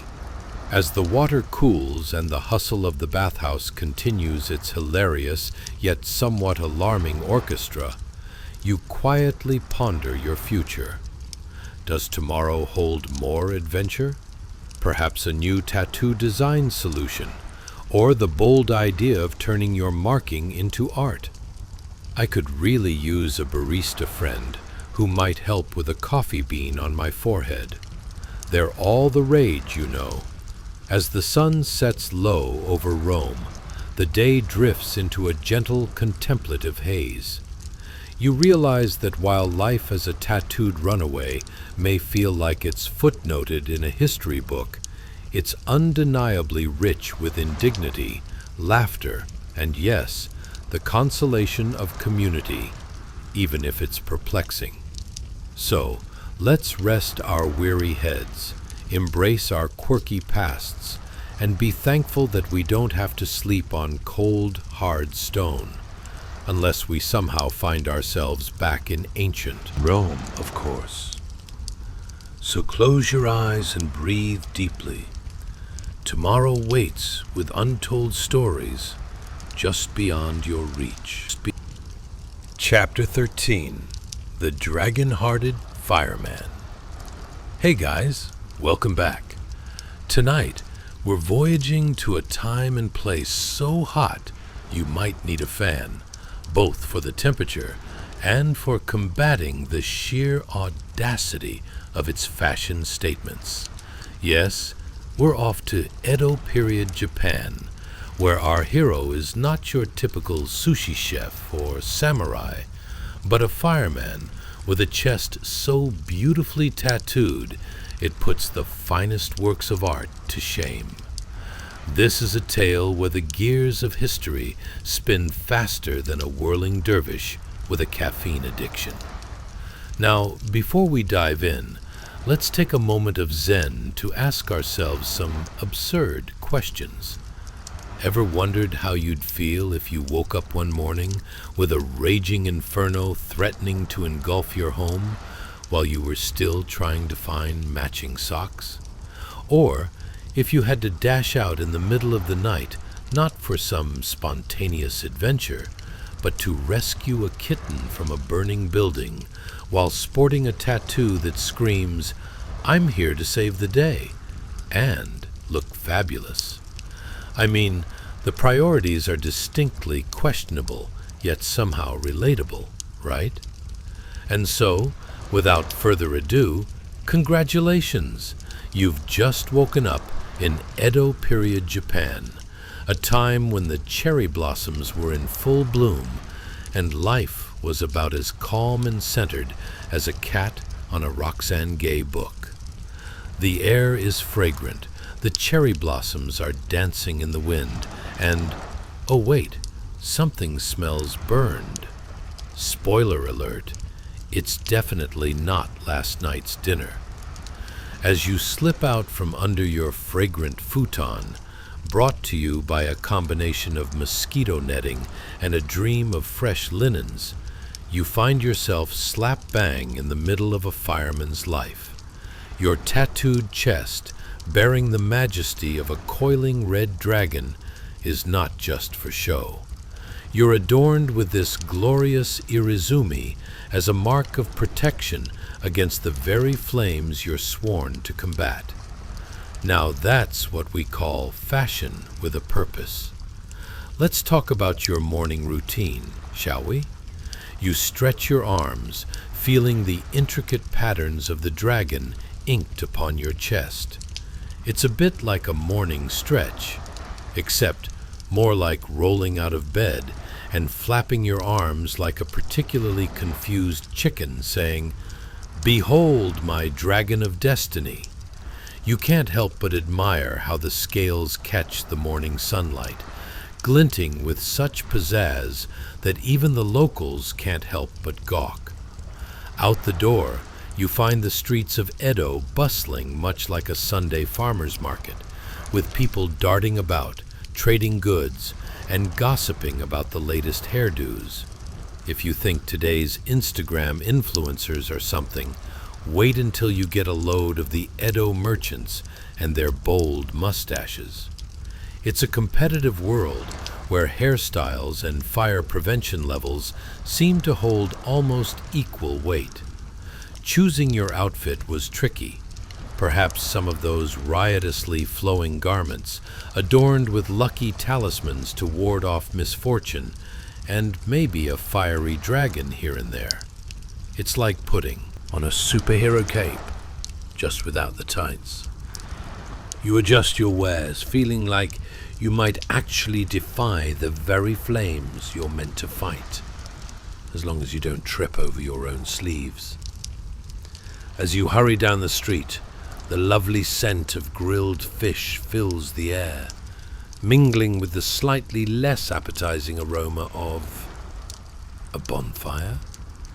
Ah, yes, another misadventure in the making. Fire prevention wasn't just a job, it was a dance, an elaborate performance. One moment, you could be admiring the sakura blossoms. The next, you're puffing like a dazed dragon yourself, racing toward an inferno. And let's not gloss over the fascinating characteristics of fire during the Edo period.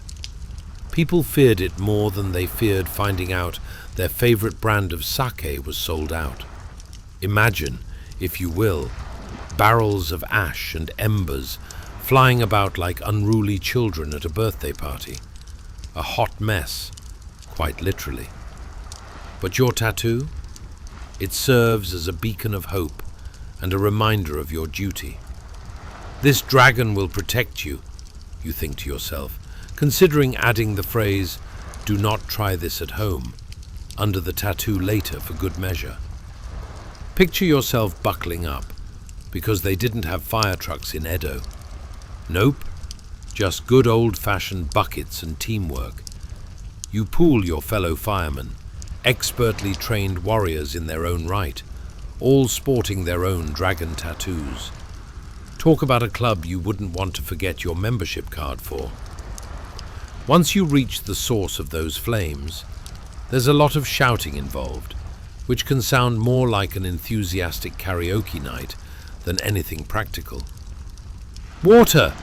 We need water!" you holler, only to be met with the sounds of vagabonds giggling from the sidelines. Seriously, it's like trying to provide crowd control at a comedy show where everyone seems infinitely more entertained by your plight than your actual heroism.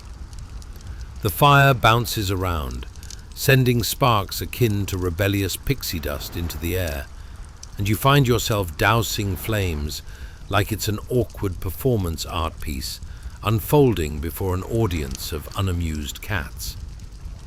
You're splashing water with one hand while gesturing dramatically with the other, shouting, "Fear not, for I am the dragon-hearted fireman." What could possibly go wrong, right? Finally, as the last spitting embers flee like ghosts in the night, you stand triumphant, chest glowing, but mostly from the dragon tattoo, though you'd like to think it's due to sheer heroism. The onlookers absorb this scene with admiration while simultaneously filming on their invisible iPhones, because let's face it, there's no better way to immortalize your heroics than with a cheeky viral video. And as the sun sets on Edo and the air cools, the tales of dragon-hearted firemen become legend. All the while, life carries on, leaving you pondering the curious juxtaposition of heroism, laundry, and really great fish. So, as you lay down to rest, chest adorned with your victorious tattoo, remember that each day in Edo is an adventure and not just a fierce battle against flames. Perhaps you'll dream of bigger fires tomorrow, or maybe just a restful night free of sparks and infernos. Life's simple pleasures, after all. Pleasures. Chapter 14. The Tattooed Testament of a Gulag Warrior. Hey there, everyone. Buckle up, because tonight we're diving into a world so cold it puts your ex's icy demeanor to shame. The Russian Gulag. That's right, we're exploring the lives of inmates nestled in the frosty embrace of the Soviet penal system, where the weather outside is frightful and the food inside is, well, let's just say questionable.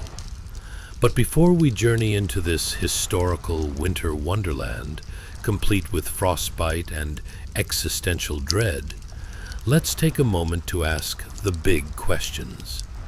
Ever wondered what it's like to serve a sentence in a place colder than a polar bear's toenails? Or how one single chest tattoo could become the ultimate testament to survival?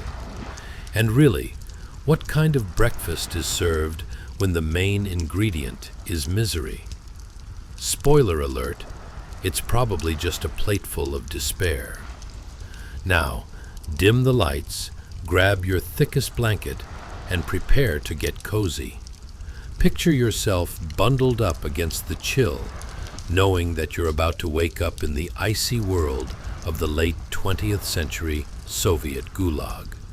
The very year a tattooed chest may have been your only chance at stylish survival.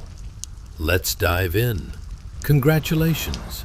You've just woken up in 1942, a year filled with fabulous uncertainty, and not in the fun way. Welcome to the frosty confines of a Russian gulag, where the air feels like biting into a tin can, and every breath is an exercise in willpower. Given the chilly ambiance, the only thing you can do is invest in layers. Lots and lots of layers. Now, Here's a twist. As you blink away the fog from your sleepy eyes, you catch a glimpse of something extraordinary. There, on the chest of your fellow inmates, intricate tattoos tell tales of valor and hardship, creating sprawling masterpieces against the pallid, weather-beaten skin.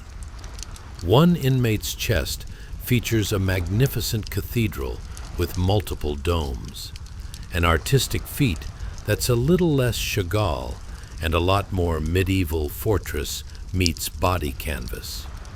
Each dome represents a specific length of sentence served, because in this freezing underworld, nothing says, "I'm here for the long haul," like a detailed timeline etched into your flesh. But let's talk about the morning routine, shall we? You shuffle over to the common area, and the air greets you with the smell of something that could generously be called gruel. It's not quite oatmeal, let alone anything resembling food. Ever tried boiling spaghetti without water?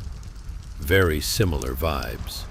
And don't even get started on that onslaught of potatoes. Is there anything tastier, you might wonder? The answer is a resounding no, unless you count the delicious sense of camaraderie that comes from whining about breakfast with your fellow inmates. As you gulp down the cold, soupy gloop, not to be confused with actual breakfast, the tattooed celibate nearest you lifts his shirt, unveiling his magnificent chest art. Dude, that's impressive, you think, as the cathedral domes glisten with the hope that maybe, just maybe, that intricate ink design represents something better than a life of incessant labor. And how about your collection of tattooed tears? Those add an emotional touch. Let's talk about daily life here in the Gulag. Wake up, scrape the frost off your face, try not to freeze in place, and then get ready for a long day of labor. It's like going for a jog. If your route was littered with despair, and your sneakers were actually a pair of heavy boots designed for just this sort of grind. And much like that last-mile struggle, you'll wish for a snack to keep you going, but the most you get is a whiff of nostalgia from your buddy's cafeteria-sized slice of potato bread. Now picture this. While you're toiling away, standing shoulder to shoulder with comrades, that's the polite term for fellow prisoners, mind you, you can't help but overhear a riveting discussion about the symbolism of your tattoo. Ah yes, the church, my path to redemption, one claims dramatically, patting his chest. Too bad nobody told me I'd be decorating my skin with architectural features instead of actual accomplishments. You glance down at your own bare skin and realize that your greatest achievement today might just be not freezing solid. You chuckle softly to yourself, thinking, soon I'll have a chest tattoo that screams, "I survived, and all I got was this lousy ink." All right, let's take a moment and examine the conflicting emotions of resilience and reality. You glance at your neighbor's ornate cathedral tattoo, reflecting the struggles of an inmate's existence symbolically etched into flesh. It's like a living graph of how many ways you could survive a miserable routine. And it's somehow comforting to know that everyone is just trying to outlast each other in their own bureaucratic prison reality show. But here's where it gets absurd. Just as that winter sun peeks through the gelatinous clouds overhead, a roll call turns into a spontaneous sing-along about the trials and tribulations of the Gulag experience. If you thought the morning gruel was the highlight, hold on to your frozen hats. Everyone suddenly harmonizes about their bleak existence with the fervor of Broadway's best. One dome, two domes. What will they tattoo next? singing for our freedom as we accrue perfect necks. You find yourself belting out involuntarily. Surreal? Yes. True? Also yes. But it's a shared moment that turns the bleak reality into something, well, just a tad bit lighter. As the day winds down and you crawl into your straw-stuffed mattress that definitely didn't come from a high-end IKEA, think back on the absurdity of it all. The humble cathedral that seems to hold tales of 1,000 misadventures sits proudly on your neighbor's chest while you contemplate splurging on a simplistic tattoo of a potato. Welcome to the Gulag, where survival is an art worth inking, and every frosty night brings a new opportunity for camaraderie, creativity, and the finest of gallows humor. So, as your eyelids grow heavier and the sounds of frosty winds serenade you off to sleep, keep in mind this strange mashup of frost, tattoos, and an off-key choir.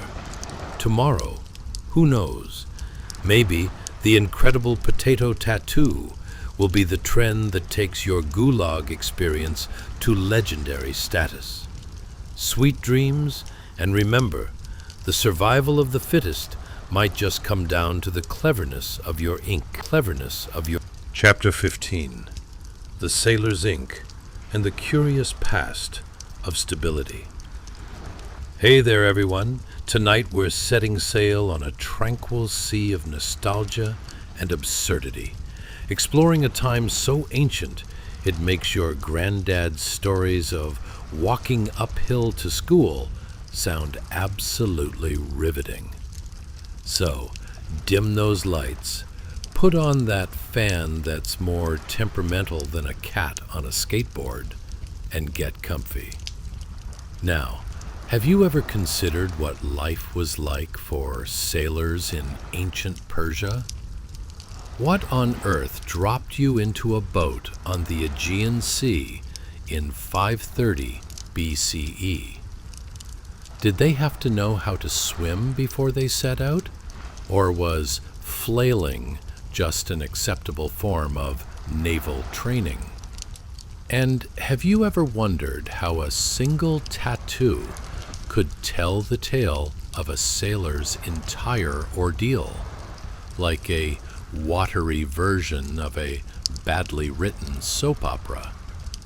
As you drift off into the waves of sleepy time, think about this.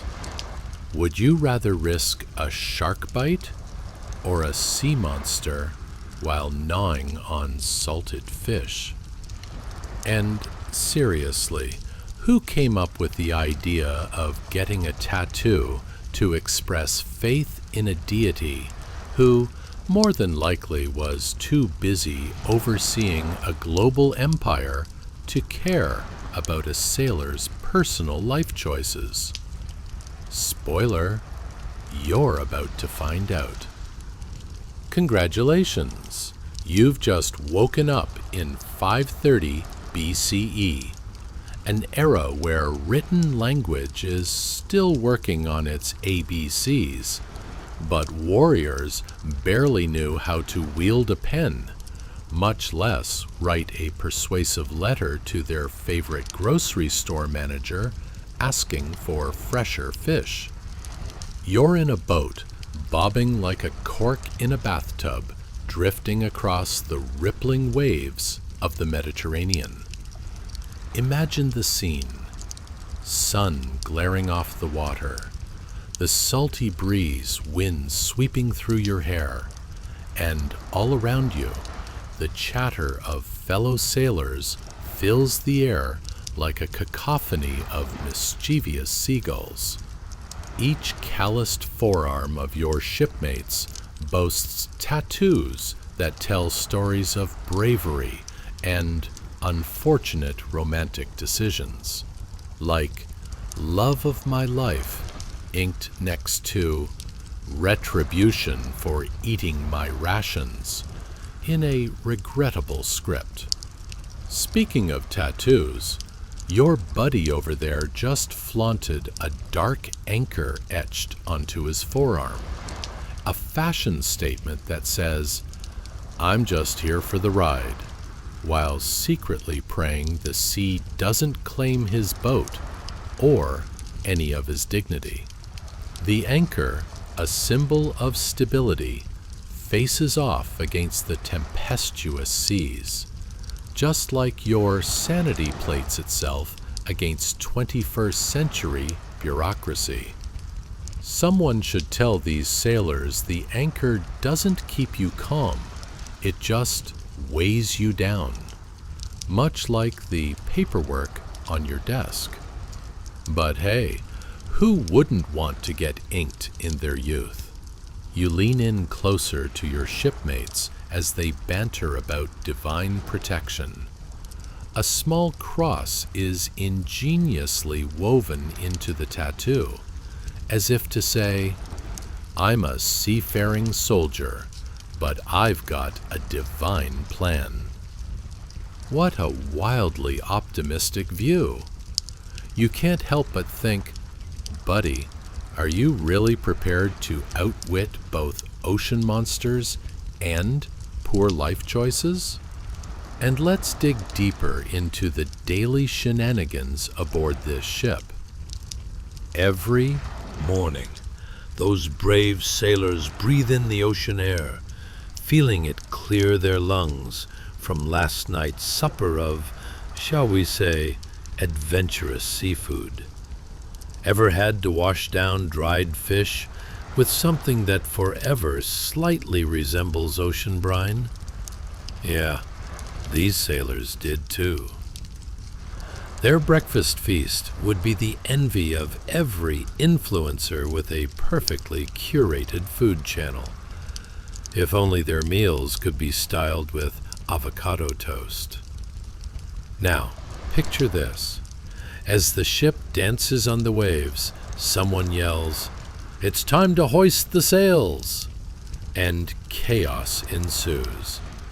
It's like a badly choreographed flash mob, except everyone's trying not to trip over each other's feet while they scramble towards ropes and sails as if they're auditioning for a highly offensive slapstick comedy. Who knew nautical life could feel like a live-action rendition of a circus, complete with oars as the main act? You contemplate your own stance in this hysteria, observing your inked brethren hefting line like it's an Olympic weightlifting competition. There's an absurd yet mesmerizing beauty in their struggle, almost like watching a group of toddlers attempt a group project. You'll soon grasp that every tangle and twisted rope is an opportunity for a sailor to showcase their true talent, turning impending doom into an impromptu comedy routine. Speaking of impending doom, let's discuss the inevitable storm. Ah, storms. Nothing says, "I love my job," quite like a forecast of cravings for chaos. Just as the wind picks up, a colossus of clouds rolls in like a bad review on a restaurant. The crew springs into action like caffeinated squirrels, gripping ropes with all the tenacity of someone racing against the last pizza slice at a party. And just when you think it can't get any crazier, someone gives a peal of laughter that echoes across the salt-soaked air. Remember last week's storm? I thought I would join Poseidon as a designated grime ball, one sailor jokes, and suddenly you're swept into a laughter riot, buoyed along by the waves of camaraderie. Moments like these remind you that despite tempests, improper flotation devices, and, oh, the delightful aroma of poorly stored fish, together, you guys can outwit the sea, and maybe even the next day's breakfast. As you head to bed on this creaky wooden vessel, your body sways with the rhythm of the ocean, while your thoughts swirl around the humor, fear, and ink etched into the stories of the sailors around you. Each tattoo serves as a badge of honor, a symbol of times of bravery outweighing the chaos. Because, let's face it, sometimes laughter really is the best survival tool, especially when your meal is suspected of swimming away last week. So, as sleep begins to wash over you like a soft wave, let it be comforted by the absurd notion you might just wake up tomorrow with your own adventure-filled chest tattoo to rival your shipmates. Sweet dreams, and remember, avoid the ink that says, "I survived the Fish buffet. Fish buffet. Chapter 16. The Tattooed Chronicles of Ancient Persia. Hey guys, tonight we're diving into something more intricate than a cat trying to figure out how to wear a hat. The bizarre world of ancient tattoo practices in 530 BCE Persia. Yep, we're about to get knee-deep in the ink and absurdity of yore, where tattoos weren't just a flair for the dramatic. They were battle badges, and possibly the only thing standing between you and your deity's displeasure. But honestly, how did they even manage that? Did they have tattoo artists wielding needles made from bones, or simply very precise squirrels? Now, if you've ever wondered what the ancient world would look like if a hipster barista suddenly time-traveled back to become a tattoo artist, then buckle up, because those sailors with their unflattering ink choices are about to meet a whole new level of artistry and eccentricity. So, gather your pillows, slip into your most comfortable adult diapers, just in case, and get ready for a bedazzling journey through history. Imagine this. You wake up with the sweet scent of Mediterranean herbs wafting through the air, but instead of pancakes, you're surrounded by the rhythmic thumping of a tattoo machine that sounds shockingly similar to a herd of goats. Congratulations! Welcome to 530 BCE, where you've just joined an elite crew of sailors and possibly tattooed warriors who are more adept at inking intricate geometric designs than navigating the open waters. As you acclimate to your surroundings, notice the tattoo artist working with an ink machine that looks like it could also function as a rudimentary fishing rod. It's a curious blend of the ancient and modern, a stark contrast blooming on the flesh of one very lucky client, whose arm is presently transforming into a sprawling canvas of swirling lines and cryptic shapes. You have to wonder, was he expecting an anchor? Or did the artist just break out the mystery design option? What's the deal with these tattoos anyway? Imagine getting a tattoo that could simultaneously serve as a fashion statement and an obituary. Something like, "Here lies my dignity, buried beneath this gnarly tattoo of a goat riding a chariot." And who knew that sailors held the ancient equivalent of tattoo reveal parties? Behold, my newest ink masterpiece, a geometric representation of my laundry woes. There's something hypnotic about the way the artist meticulously applies each line, blending the ancient art with modern precision. It's like watching a chef fillet a fish with the grace of a ballet dancer. But, being surrounded by sailors, every so often, you overhear questionable advice like, "Just remember, lad, the stiffer the needle, the better the tattoo. Sure thing, you chirpy creatures of chaos. Life in 530 BCE wasn't just ink and serendipity either. Every day brought potential catastrophes as sailors navigated uncharted waters and unpredictable political climates. Picture your fellow shipmates needing to remind each other that no, you cannot tattoo the name of your favorite fish on your arm without consulting our tattoo oracle first. A simple misunderstanding could easily result in the wrong fish turning into a political scandal. Oh, and let's take a moment to discuss the colors. Back then, colors came from the grand alchemy of nature.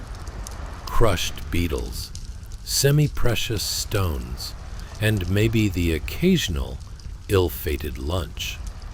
Talk about a local salad bar gone wrong.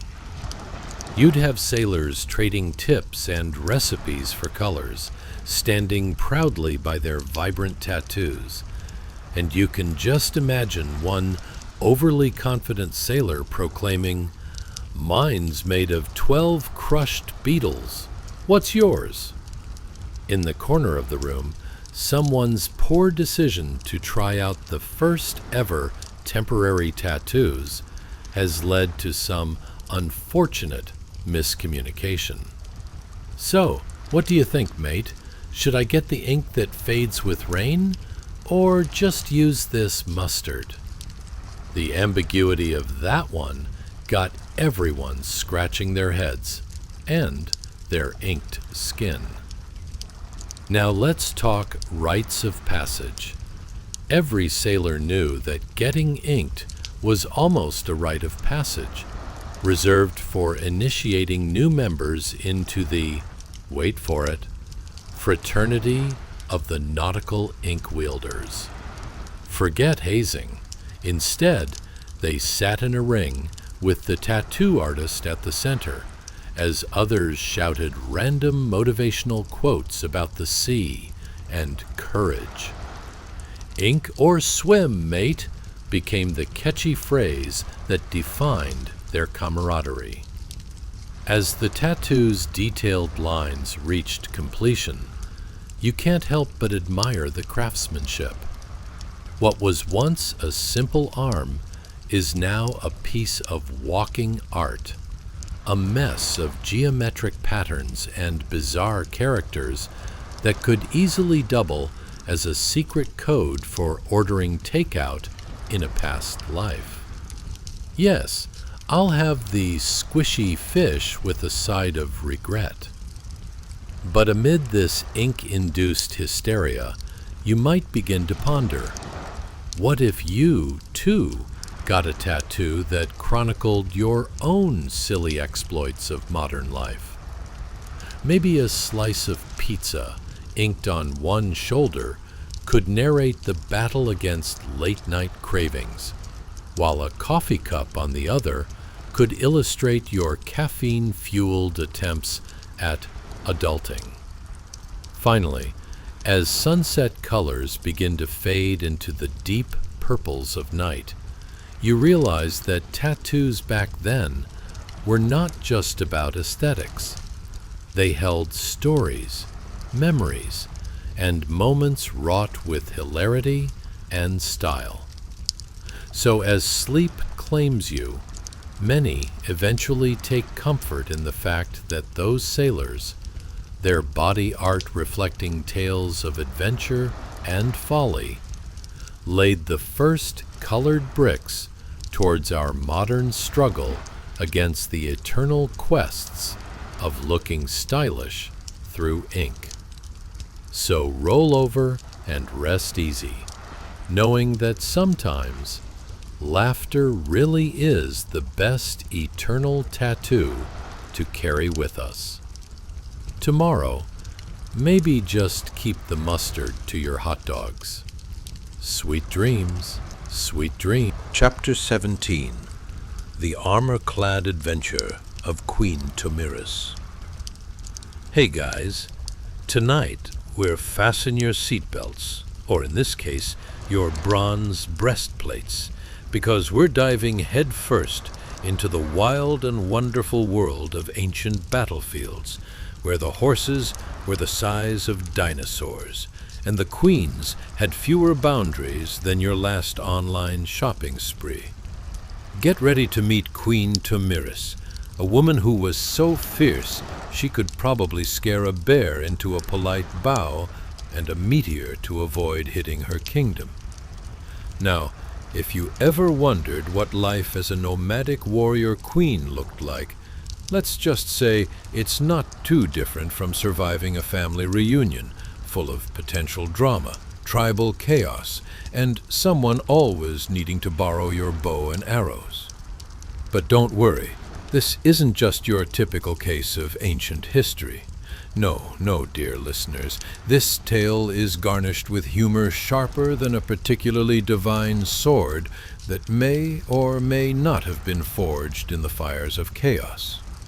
So, dim the lights and close the curtains, unless, of course, you have a view that rivals the great steppes of Central Asia, which, let's be honest, we're all just a touch envious of. Before we plunge into the past, let's ponder for a moment. Ever tried riding a horse while holding a snack? We're talking about warrior snacks here, like the secret beef jerky stash hidden under your chainmail. Or how about strategizing a battle while contemplating if your armor's color clashes with your complexion? Do you think ancient queens stressed about their outfits like we do today? Or did they just stick to that classic bronze is the new black? Congratulations!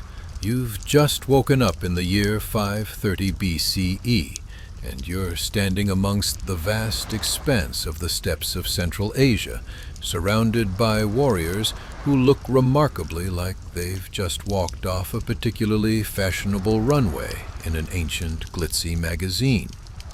You can't help but notice your stylish attire, complete with a bronze breastplate, snug fitting, but still leaving some room for that post-battle feast you've been dreaming about, featuring lamb, honey, and possibly some ancient wisdom dipped in yogurt. As you step out, the sweet scent of horses greets you, mixed with the earthy aroma of the steppe. The soft clopping of hooves reverberates like a gentle lullaby, while the vastness of the open steppe stretches without end, almost like that one time you tried to tackle an all-you-can-eat buffet with your friends. Ah, the limitless horizons inspire hope, or snack choices for the next few adventurous days. Now, as you take in the surroundings, the atmosphere is charged with energy. Queen Tomyris is not just any warrior queen. She's resolutely mounted on a powerful steed that exudes confidence, like that one friend who doesn't need caffeine to kickstart their day. Clad in her impressive armor, crafted from bronze and leather, it's a blending of functionality and style that would make any modern fashionista weep with envy. Is that a high-fashion battle look? Is she actually prepared to take on an empire while also being Vogue's next top model? Unclear. The Massage Thai forces line up, and you can practically hear the camaraderie, a hum of laughter so captivating it could probably convince even the most brooding of warriors to break a smile. And speaking of smiles, imagine the discussions going on while trying to plan a battle. All right, lads, so we flank to the left, but let's avoid running into the dessert table again, because you know what happened last time. The strategy sessions must have been a riot. Inside the encampment, there are sounds of preparation, metal clanging, the sizzling of meats cooked over an open fire, and the occasional yelp of someone who accidentally stepped on a rather enthusiastic goat. It's a daily life that feels like half serious and half circus, prompting someone to ask if they should try out for "So you think you can slay?"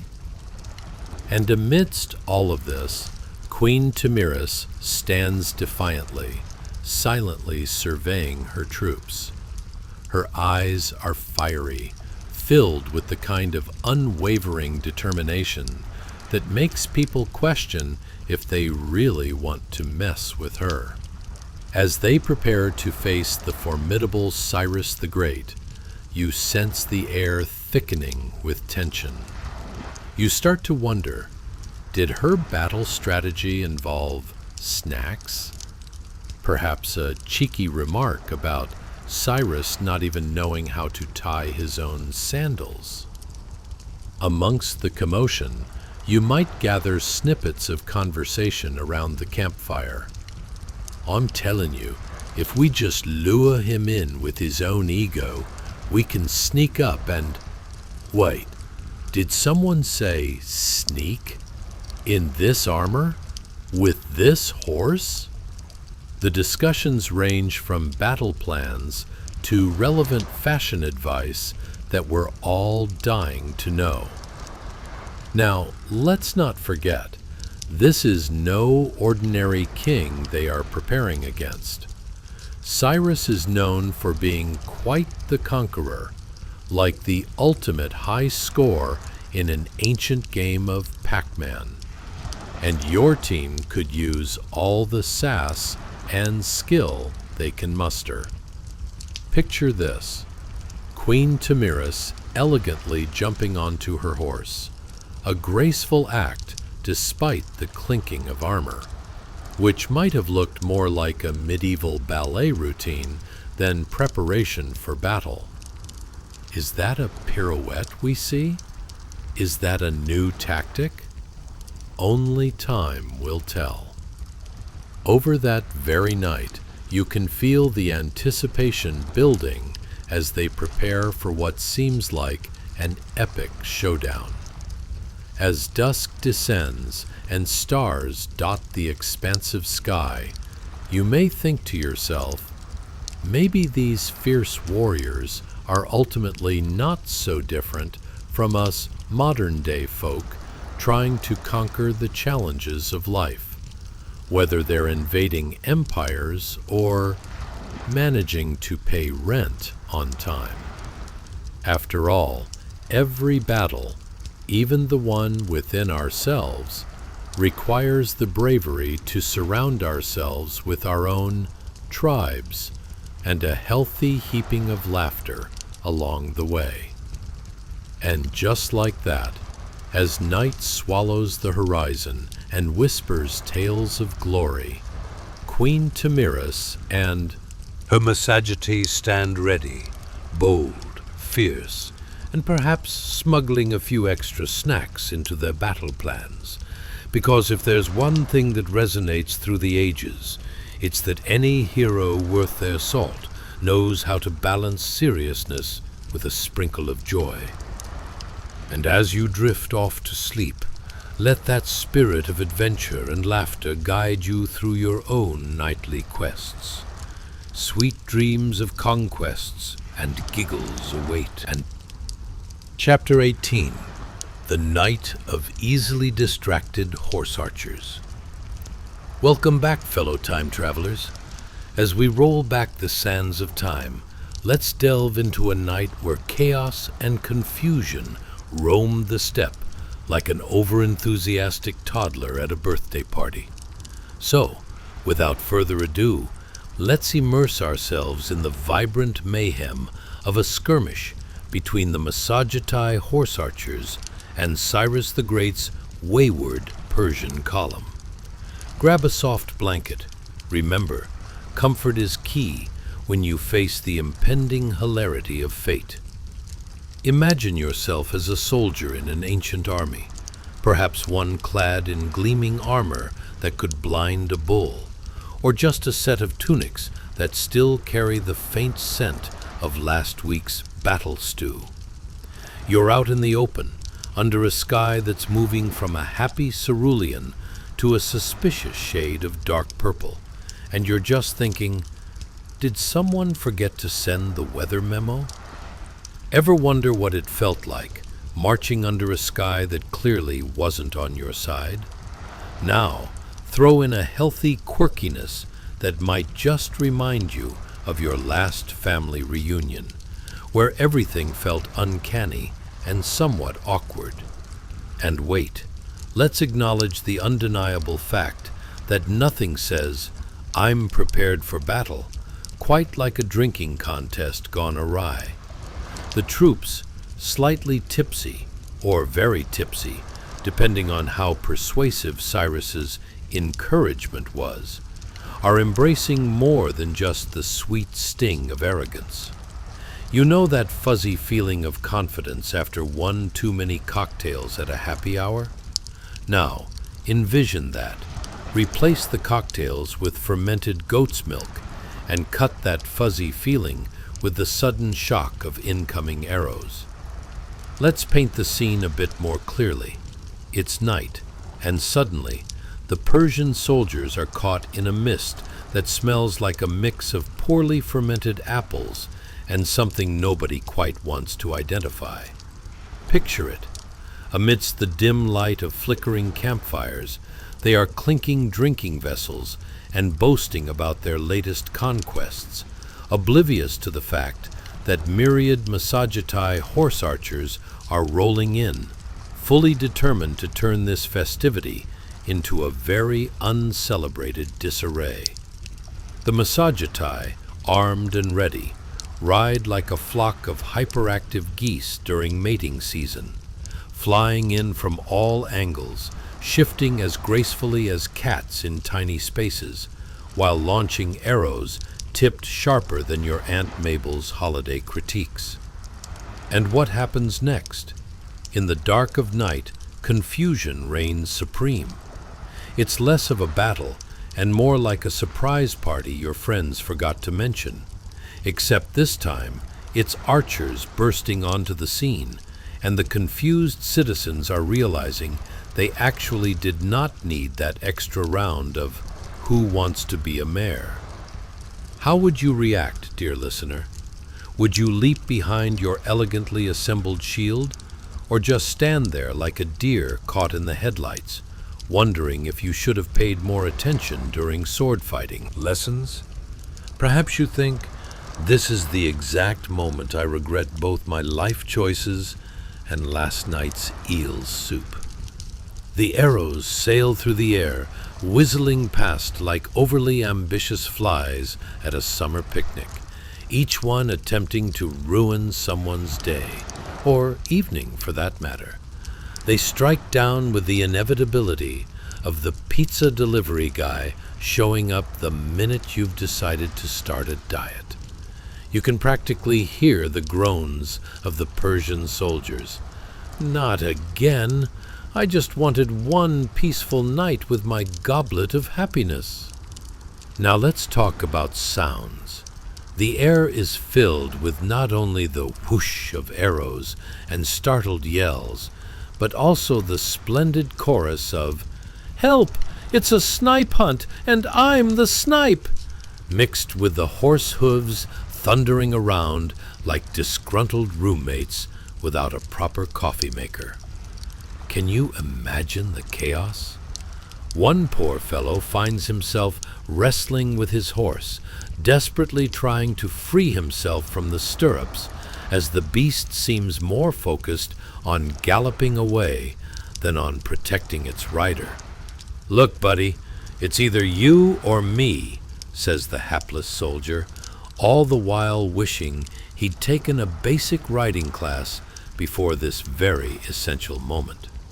Amidst this all, a brave Massageti warrior, who claims he was just about to win a dodgeball back home, seems to have figured out that the secret lies in sheer, unadulterated chaos. Instead of facing one soldier head-on, he decides to fire off his arrows with more precision than a toddler's art project. Maybe one arrow sticks, the rest land harmlessly in a pile of hay, to be the exact reason why a local cow may just wake up with a rather strange headache. "Ah, a glorious night!" exclaims the Masajati chief, thoroughly enjoying the unfortunate Persian fate from a safe distance, not unlike how one might enjoy watching reality TV drama unfold. Why, if I didn't know better, I'd say they've taken on the local wine appreciation club. As the skirmishes commence, one thing becomes clear. The Persian soldiers, in their slightly tipsy state, are losing more than just battleground. They are losing their dignity. If only they had thought to bring snacks as a distraction. At a lost for words moment, it feels like going to a PowerPoint presentation just to realize you're the only one who forgot the big binder full of notes. Gee, I thought this was going to be a discussion about conquering, grumbles one soldier, trying to make sense of the pandemonium, while his side looks as if they've seen better party games. Now remember, a night like this teaches one invaluable lesson. Next time you raid the pantry, raid it with your wits about you. Otherwise, you just might find yourself finding cover from a wine party turned chaos skirmish late into the night. Uncertain of their next steps, you abruptly wake up to a lesson you'd never learn in any classroom.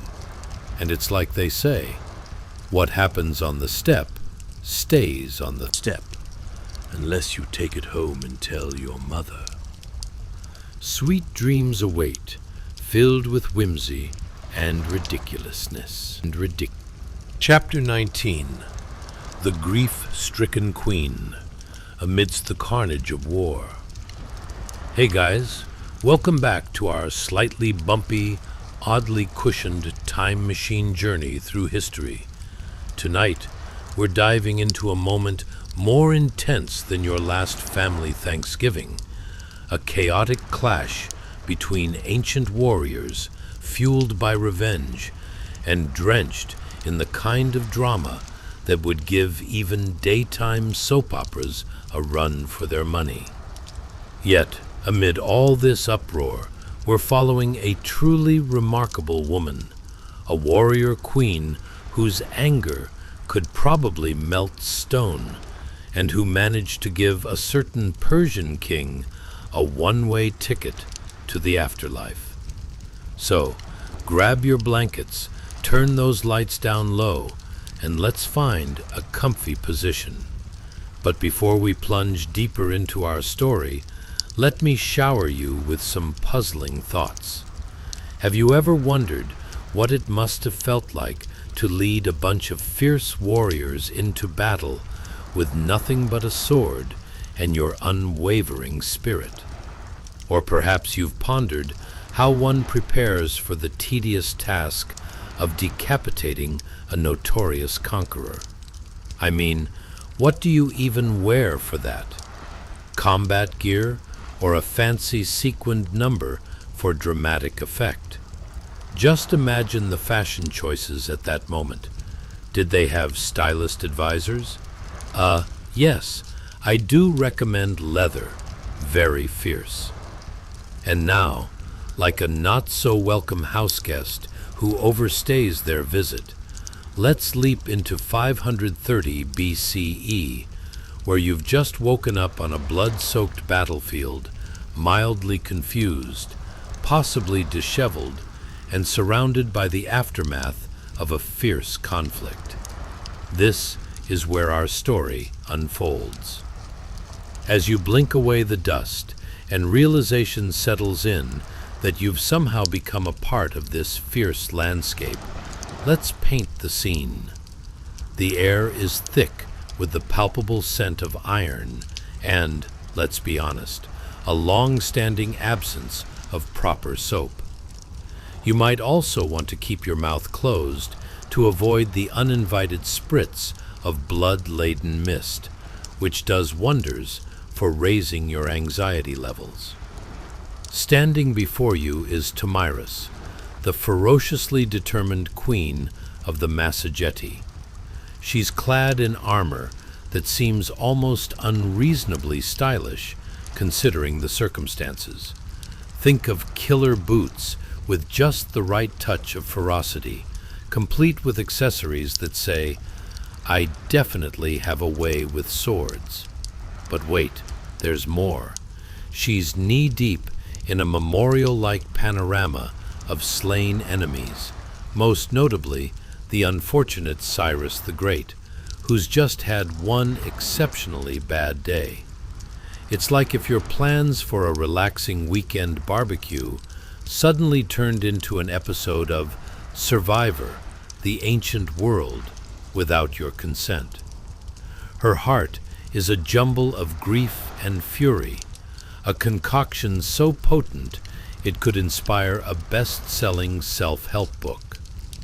How to conquer grief with a side of ruthlessness. You can almost hear the inner dialogue. What's worse, the loss of my people, or the humiliation of letting Cyrus get away? Spoiler alert, it's going to be his head on a platter. Tomyris strides forward, her eyes locked onto the defeated warrior king, whose reputation was once as grand as his ego, ironically, possibly even greater. And honestly, this should come with a warning label. Beware, ye kings, of the rage of a grieving warrior queen. There's a piece of advice one can derive from this. If someone tells you that crying over spilt blood in this way is counterproductive, just respond with an ancient roll of your eyes. You know, the one that says, "Thanks, but I'll handle my grievances at sword point." The battlefield beneath her feet squelches unpleasantly. Every step she takes is a reminder of the harsh truth that vengeance is messy, like trying to clean up after a toddler with a finger-painting obsession. And in an unfortunate turn, the cries of the wounded surround her, a blend of dreadful wailing so glum it could almost match a choir of tone-deaf cats during bath time. Now let's take a moment and imagine that you, dear listener, are right there with her, feeling every grim pulse of energy coursing through the atmosphere. How would you process such overwhelming loss and rage? Would you throw a tantrum worthy of a toddler who missed nap time? Or would you channel all that angst into a motivational speech that makes national headlines? Perhaps it's worth considering maintaining an emotional balance without resorting to improvised decapitation. Just a thought. Tomyris glances at the lifeless body of Cyrus, whose reign was as expansive as his appetite for conquest.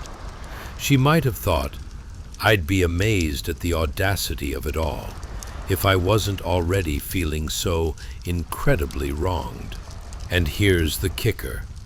Rather than sneaking in an awkward moment of silence, she takes center stage and makes this anguish personal, as though her next move was written down by a bard who definitely had ambitions of greatness.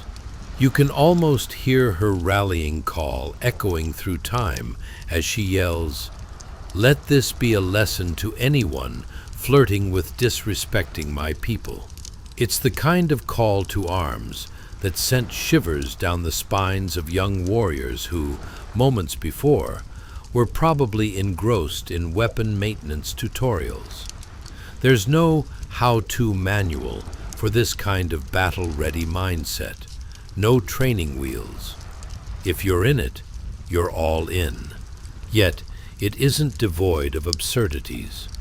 Perhaps someone nearby, licking their wounds, mutters, "Hey, is that a pregnant pause I sense, or just a moment of unexpected solidarity?"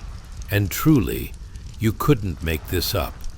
Even in the chaotic throes of battle, camaraderie sprouted, forging bonds as unexpectedly intense as their loyalty to one another.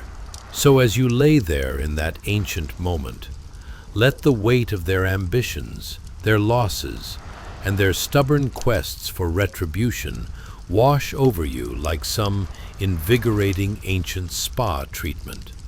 Not the kind you wish for, but the kind that leaves you contemplative.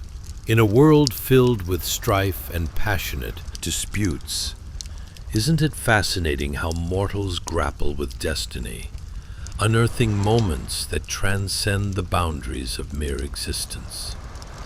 In the end, let's just say, instead of sending a secret message in a bottle, Tomyris just sent a severed head.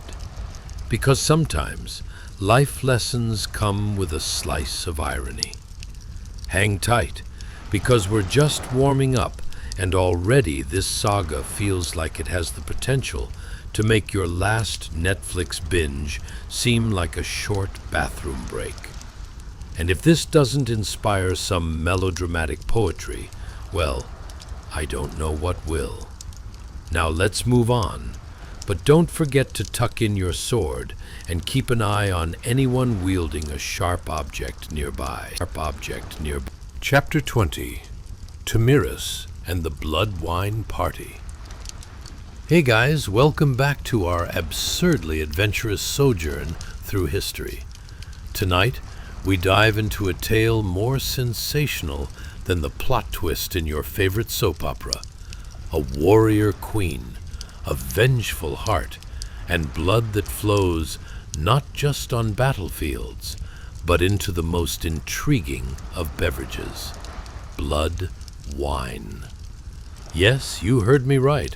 So grab your pillows, get comfortable, and prepare for the kind of historical shenanigans that'll make your last encounter with a red wine stain seem like a gentle splash of Merlot.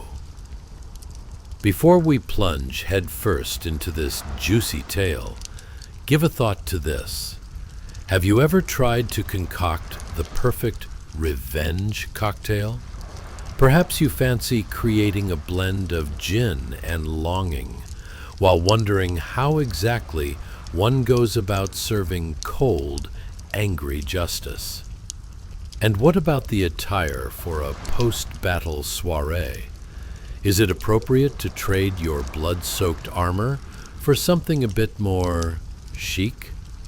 Probably, but opting for a fashion-forward outfit might not endear you to your warriors. Dude, we're about to showcase a severed head. Can't you just stick to the armor?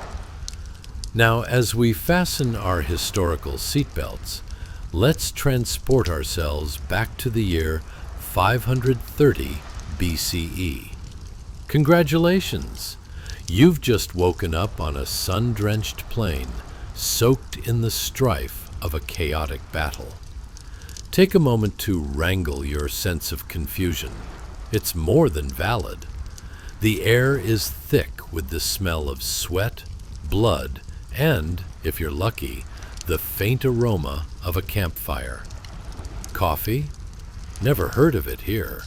Instead, you're left wishing for even a whiff of lavender-scented candle frightfulness from the local scent artist.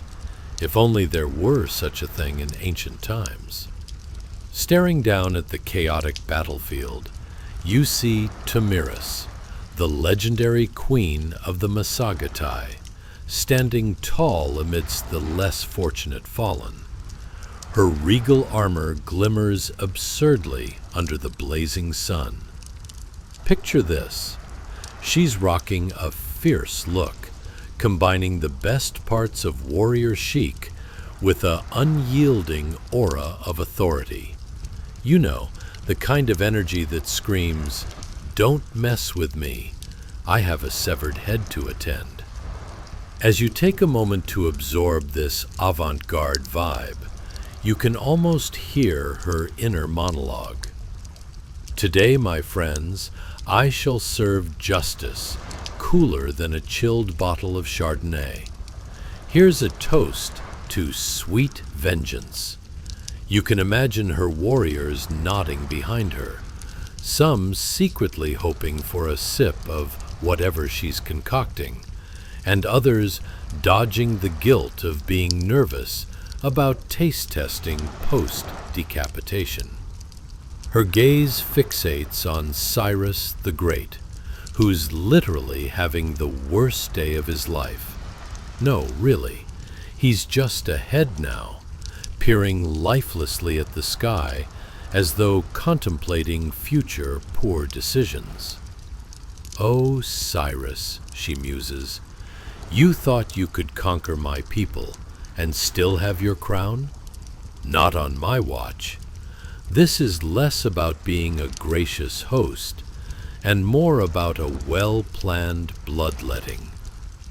As the dust begins to settle and the smell of the battlefield morphs into something strangely intoxicating, Tomyris begins her preparations for the grand send-off of the greatest Persian king the world may have ever known, or, at least, the greatest of all the heads lying in the vicinity. "Heads up," she might call out to her captive audience before pulling out a large wineskin. "Let's make a signature blend." Now, here's where things get hilariously tactical. Ever tried pouring a decapitated monarch's head into a sack filled with human blood? Look, I wouldn't recommend it for your next dinner party, but Tomyris approached it like it was a master class in ancient mixology. You want to serve chills down spines while also presenting something stylish? Here is your recipe, straight from the heart. The warriors stand in awe and minor horror, witnessing the kind of bold hospitality only a warrior queen could muster. As she plunges the severed head of Cyrus into the wineskin, you can bet the earth beneath them trembles slightly, not from fear, but perhaps from sheer disbelief. What's next? Do they pop champagne, or simply raise their goblets, filled with this unique vintage of blood wine? It's the kind of bold move that turns a mundane battle into an epoch-defining soiree. Just imagine the party invites. Join us for revenge and refreshments. RSVP by raising your weapon. So what's the takeaway here, you ask? Ancient battles were more than just grand displays of swordplay. They were like epic mashups of Shakespearean tragedy and modern-day reality shows. Instead of posting a Snapchat with a decapitated filter, they went for full integration of body parts into celebratory cocktails. In the world of Tomyris, post-battle cleanup wasn't about mops and buckets. Oh no, it was a grand artistic expression of blood art with just a hint of savage whimsy. Who knew the edge of war could also serve as the brisk canvas of my artistic endeavors, she might ponder, while shaking her head at her surprisingly compliant warriors. Now, who wants to taste test the head and reminisce about his many conquests? And as the group prepares to toast to their new ancient vintage, there's a moment of stillness as they contemplate the life choices that led them here. Perhaps that's the real mystery, is it not? The blend of humor, valor, and maybe just a sprinkle of questionable judgment that keeps history so delightfully messy and unforgettable.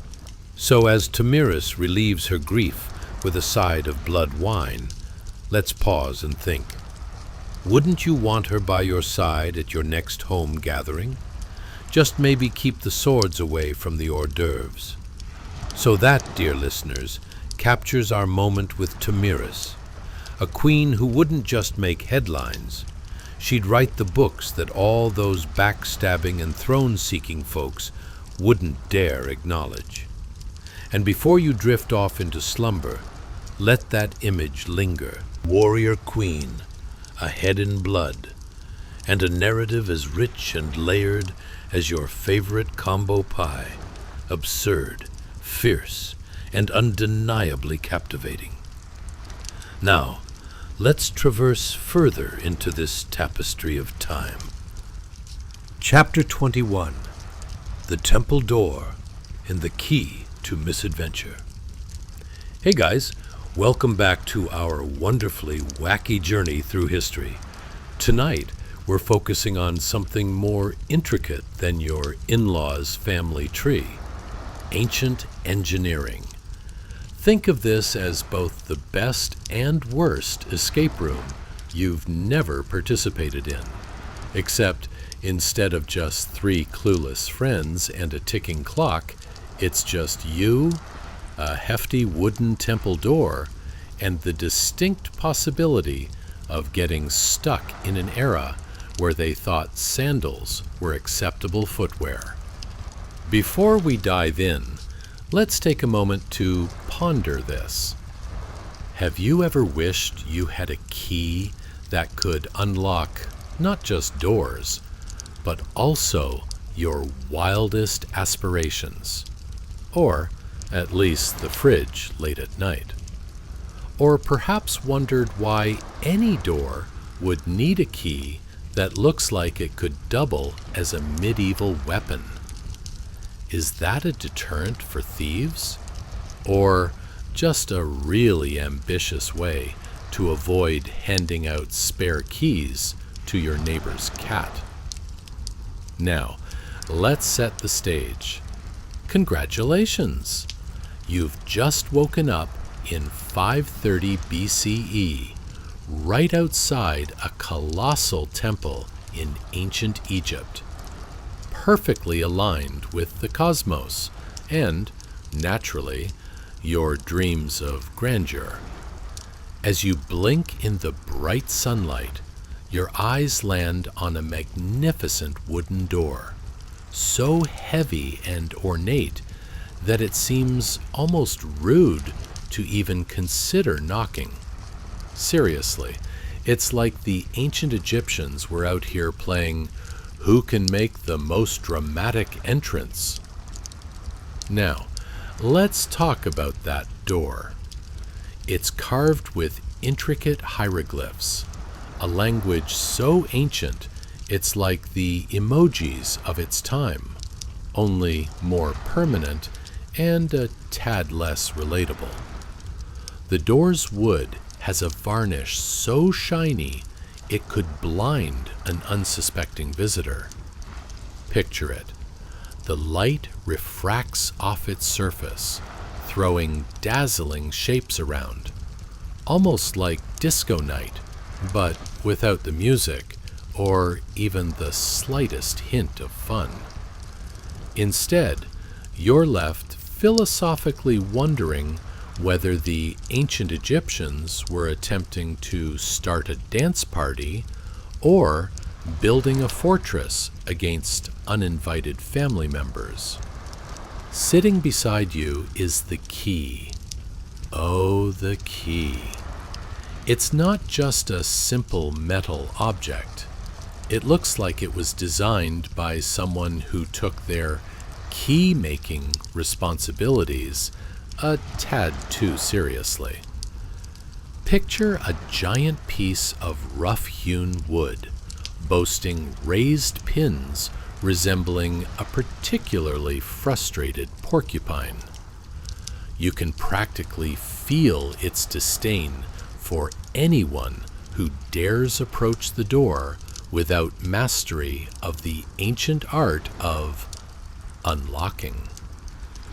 Now, imagine trying to plunge that enormous key into the corresponding bolt embedded in the grand door. It's a bit like trying to unlock your phone with a banana. Sounds feasible in theory, but in practical terms, not so much. The key and lock are a delicate dance of wood against wood, a tactile clash. And in this dance, You're half convinced that the door is laughing at you. "Try me, dear traveler," it seems to say.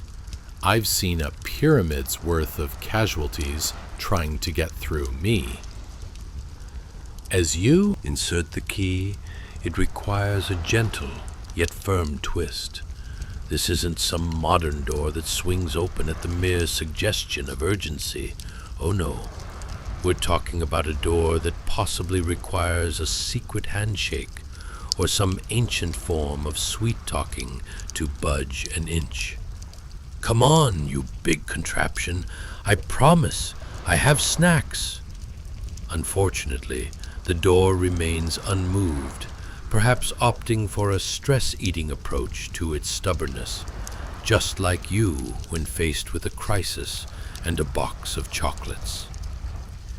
If you listen closely, you can hear the sound of ancient life on the other side, voices echoing through the walls, indistinguishable yet larger than life, like a badly tuned radio station stuck between a sermon and desperate pleas for more olives. You can almost feel the anticipation mounting. The lock seems to be connecting with its bolt in a way that is both reassuring and absurdly dramatic, like the world's clumsiest soap opera. But just when you've managed to turn that hefty key just enough, a great creak fills the air, a sound so loud it might wake the mummies reclining in their sarcophagi and contemplating their questionable life decisions. The door sways slightly, and you take a hopeful step back, waiting for the crescendo to end in a triumphant swing. Alas, it only serves to open a minuscule gap, almost teasing you as if it were saying, "Not today, friend, not today."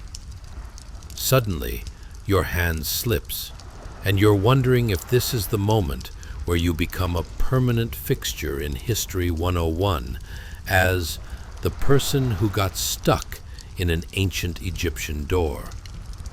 Gripping the key tighter, you take a deep breath.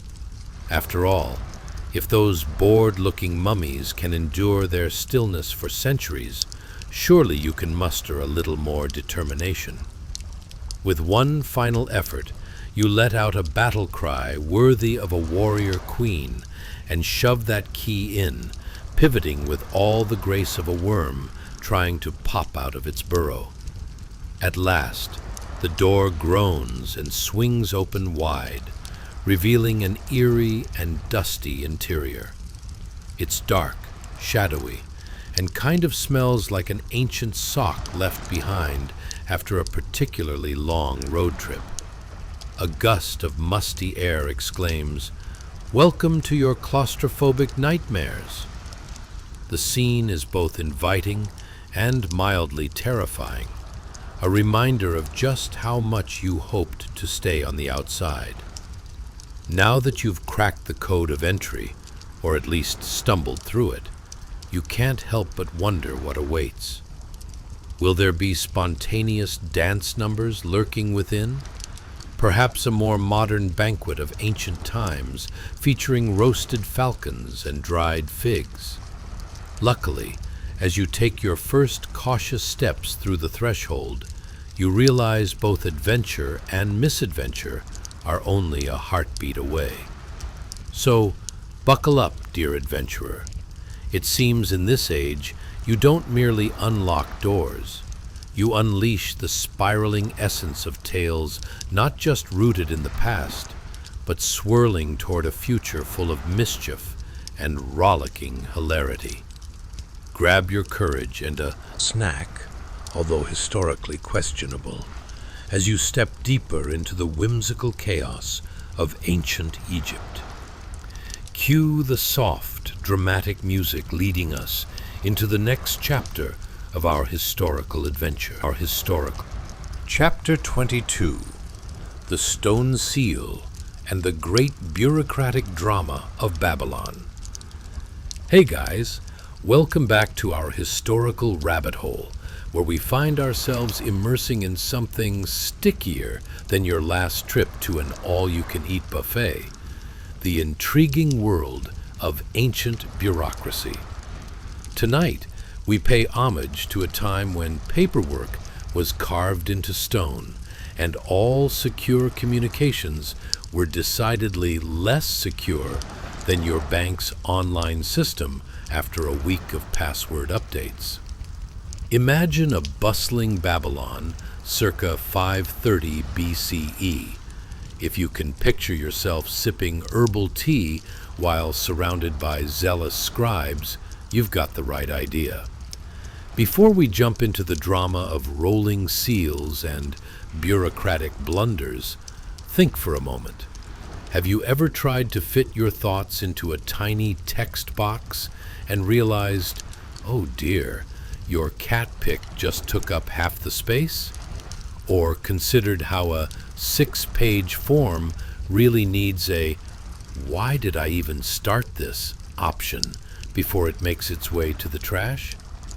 In ancient Babylon, instead of page counts and auto-corrected mischief, they had tiny stone seals doing the work. Yeah, that's right. No word processors or keyboard shortcuts here. So, let's set the scene. Congratulations! You've just woken up in the heart of ancient Babylon, surrounded by grandeur and confusion, all wrapped up in a thick layer of sand. You find yourself near a richly adorned palace that puts Instagram filters to shame, with its brilliant blue tiles gleaming in the sun like they attended an ancient rave. To your left, a group of scribes hastily scribbles on clay tablets, looking both bewildered and caffeine-deprived. Don't let those chisels fool you. You know they're all secretly wishing for the convenience of a ballpoint pen. Now, let's talk about the main event of this bureaucratic bonanza. Your Babylonian high-ranking official, seated at an ornate table that is more blinged out than a rapper's gold chain. Picture him carefully rolling a small, intricately carved stone cylinder seal over a lump of wet clay. The motion is slow and deliberate, almost like a yoga session gone wrong, where the instructor encourages you to connect with your inner peace, but really, you're just trying not to drop your smoothie. This stone seal is the key to all things bureaucratic in Babylon, sort of the ancient equivalent of that one email signature you're too lazy to change, despite it being wildly outdated. The impressions it leaves behind are meant to signify authority, security, and anything else that could come in very handy when someone tries to gatecrash your kingdom, like they're sneaking into a sold-out concert. As he rolls the seal, you hear the squish of the clay, that delightful sound, reminiscent of stepping on a particularly unfortunate avocado. It's oddly satisfying, yet you can't help but wonder, how did we go from this elegant mess to accidentally hitting send on that email to your boss before proofreading it? Fast forward through thousands of years, and you're still rolling the dice each time you click those keys. But wait, imagine this high-ranking official studiously locking in a set of intricate designs, symbols of authority that could rival a corporate logo, and accidentally rolling over a lump of clay that has a rather unfortunate message. You know, something like, "I owe you a dinner that I definitely won't pay for." Oh, the bureaucratic horror. Talk about a recipe for a historical version of oops. You can bet HR wasn't involved back then. Let's dig a little deeper. What does this process smell like? Oh, not the finest bouquet of artisanal scents, I assure you. If you lean in too close, you'll catch a whiff of damp earth, dried clay, and the faint scent of desperation. It's like an ancient DIY project gone terribly awry, with a lingering essence of, "I should have handed this off to the intern." The high-ranking official's skilled hands move serenely as he rolls the seal forward, relishing that satisfying click of success. No pressure, right? Just the future of the entire empire hanging in the balance, documented in what could very well be the equivalent of using a sticky note for top-secret plans. You'll forgive him for looking a bit anxious. After all, nobody in their right mind wants to get off the phone with the king complaining about unsealed clay documents. In this moment, you're reminded of all those times you've searched for a reply all option, only to accidentally invite the entire office to your weekend barbecue. Avocado dip is easily the most regrettable decision one can make, though nothing can compare to the official tying himself to a failed seal rollout in an empire. After the third roll of the cylinder, he is confident and blind to this risk. Could this be a glorious mishap or the crumbling of bureaucratic order? You decide, my friend, whether you're rooting for the seal or the official. Just know, history is like a potato salad. It only takes one wrong ingredient for everything to go sideways in the lunchroom. You can almost hear the faint echo of laughter from history itself, swirling like ancient whispers as the high-ranking official takes a deep breath and marvels at his handiwork. But oh, dear listener, it's not over yet. Before he can rejoice, a clumsy assistant bumps into the table, sending an avalanche of clay and tablets flying through the air. A humorous reminder that bureaucracy, like a bad sitcom, thrives on chaos. With one final layer of irony, the majestic cylinder seal rolls off the table, leaving behind an impression that's somehow more memorable than it is bureaucratically correct. A reminder that even in ancient times, things didn't always go as planned. Ah, history.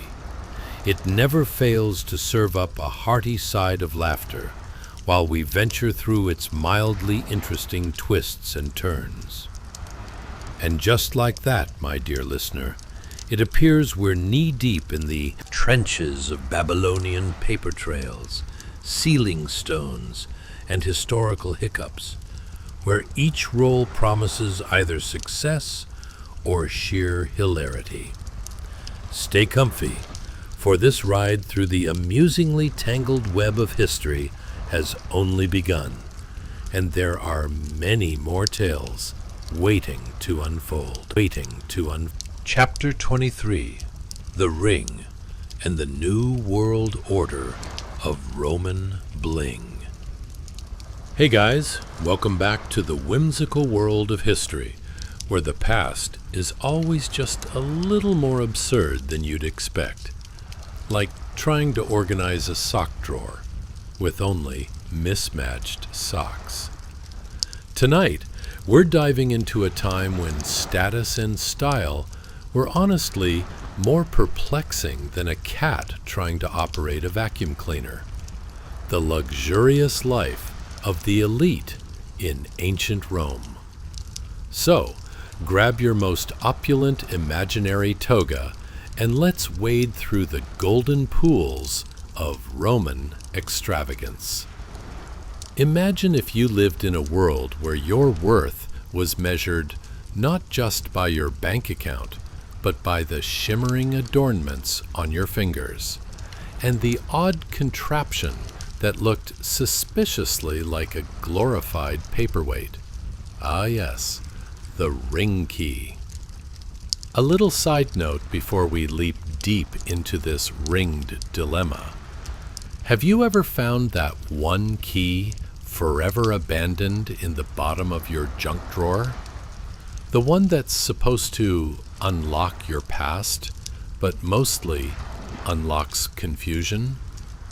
Yeah, well, the Romans didn't mess around when it came to their possessions. Each ornate ring key was basically a mini passport to an elite hoard of treasures. It's like wearing a VIP backstage pass, but less about rock bands and more about, important stuff like spices, silk, and the occasional stolen toga from a rival. Now, do you ever wonder how the wealthiest Roman citizens felt with their bling? Imagine them strutting through the forum, feeling fresher than a newly minted coin. How did they decide what to wear? Did they have a key fashion week? And let's be honest, what kind of epic debates about dangling bits of metal kept them up at night? Do I go with the gold or the bronze today? No, maybe the one encrusted with amethyst. It's all the rage. Talk about real first world problems. Congratulations! You've just woken up in 530 BCE Rome, a time when gladiators roamed the streets and dodging dung was considered expert-level agility training. Grab that imaginary toga, fluffed just right, because you're in for a wild ride. You feel the weight of your small, ornate bronze ring key resting on your finger, a tiny yet powerful symbol of your elevated status. What does it look like, you ask? Picture this: jewelry so detailed it makes artisans weep while chipping away at their latest endeavors. This is no generic engagement ring, folks. It's embellished with motifs that speak of conquest, wealth, and is possibly just a hint of someone's desire to one-up their neighbors in the bling-off of the century. As you casually flaunt your ring key, it hints at mysterious treasures locked away in your villa. Golden chalices, fine silks, and odds and ends you totally meant to return to your last dinner party. Don't worry, they definitely won't notice the missing goblet. Now, let's paint a picture of the bustling streets of Rome. The air is thick with the smell of street food that makes your stomach growl. Like an angry dog. Vendors yell about their heavenly fried delicacies. Think deep-fried olives drizzled in honey.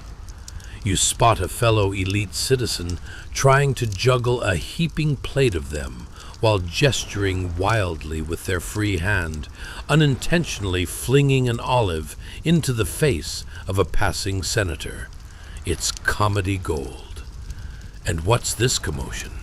You can hear the clanging of armor as a group of gladiators passes by, flexing muscles you couldn't even dream of developing.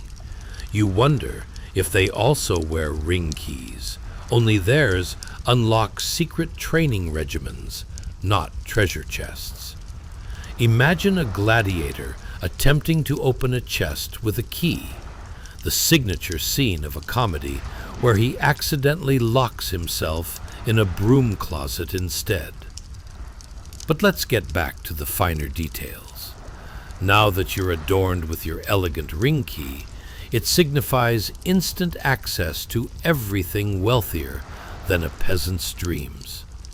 You glide through delicious streets, trying to find a moment of snobbish delight as you keep your hand casually positioned to showcase your latest acquisition. "Oh, you simply must see my ring key," you declare. "Is that a new style?" someone asks, gesturing toward a surprisingly out-of-touch counterpart, brandishing a plain iron key. You suppress a chuckle at their bewilderment. Ah, my dear, what a shame. One should always maintain the ability to unlock both fortunes and trendy dinner conversation. And let's not forget the practicality of the ring key. Places you might have once felt restricted from suddenly became accessible. What does this mean? Connections, secrets, and perhaps even exclusive recipes for lavish feasts that couldn't possibly involve an actual vegetable. The elite spirit of Rome was alive and thriving, like sparkling wine bubbling over during an extravagant toast. Now, imagine the contrasting moments where your ring key might spring into action. Say your friend from next door accidentally shows up with your claim-to-fame casserole, something too zesty for even the strongest of tummies. Suddenly, being able to unlock your stash of valuable medicinal herbs takes on whole new meaning. It's a race against time to ensure your evening of sumptuous feasting isn't overshadowed by an unexpected visit from the porcelain throne. But wait, what of your neighbor adorned with similar treasure? With 2 ring keys on display, there's an unsaid competition, a battle of who could claim the most ludicrous reason for needing their bling. Ah, yes, mine unlocks the hidden wine cellar dear old Octavius has kept as his cure for boredom. And with that, dear listener, you are now entwined in a world where gleaming ring keys signal not just status, but drama, scandal, and the delicious madness that comes with living in the elite class of ancient Rome. As you drift through this historical reverie, slowly let the colorful tapestry of wealth, humor, and an absurd amount of drama wrap around you. The night might be slipping away, but let's not forget, in a world of shining metals and wily rivals, history was never just about the past. It was a lively treasure chest bursting with hilarity, waiting for you to dig in. Now, let's take a deep breath and prepare to journey deeper into the quirks and oddities of society, for you've only scratched the surface of what awaits in this splendid tapestry of mildly interesting history. Chapter 24. The Dragon Lock and the Curious Scrolls of 530 BCE. Hey guys, welcome back to the wacky world of ancient history, where reality often feels more like an absurd dream you can't quite wake up from, like trying to figure out how to fold a fitted sheet. Tonight, we're not just grabbing a cup of tea, we're diving into a moment so intricate and curious, it could make a Swiss watchmaker reconsider their career. The story of a meticulously crafted brass lock shaped like a fierce dragon guarding a wooden chest of ancient scrolls in 530 BCE China. In this historical period known as Classical Antiquity, society was as multifaceted as the dragon's many scales, filled with oddities, power struggles, and yes, a sprinkle of the baffling. So, get comfy, leave your real-life worries at the door, and let's explore this locking system that's way cooler than that rusty padlock holding your bike together. But only if you actually enjoy this, of course. As you dim the lights and let the hum of a fan guide you into the realm of tranquility, let's ponder a few curious questions. What on earth did ancient folks put in their scrolls?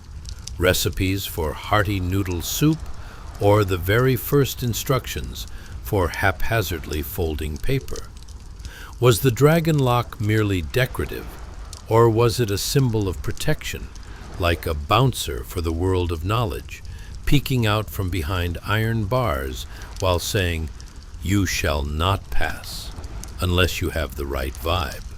And, oh, can you imagine the mystery that awaited as the lock clicked? You might have assumed it was rumored secrets about rival dynasties or wild party invitations, like an ancient version of Tupperware parties gone awry.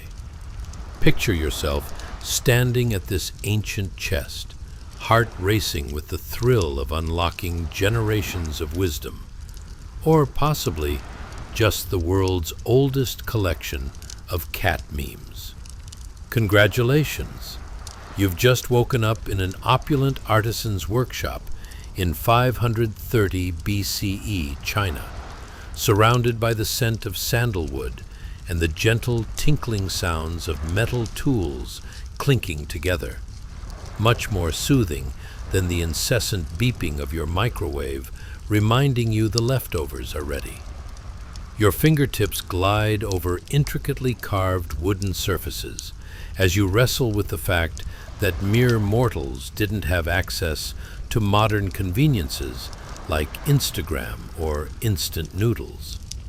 Let's take a closer look at this magnificent dragon lock. It's not just any ordinary lock. This brass beauty boasts a design that could make even the fiercest of dragons proud, complete with scales so detailed you swear the artisans took dragon styling classes. It gleams despite the dust, a stern yet whimsical presence, silently judging anyone who dared misuse the scrolls trapped within that chest.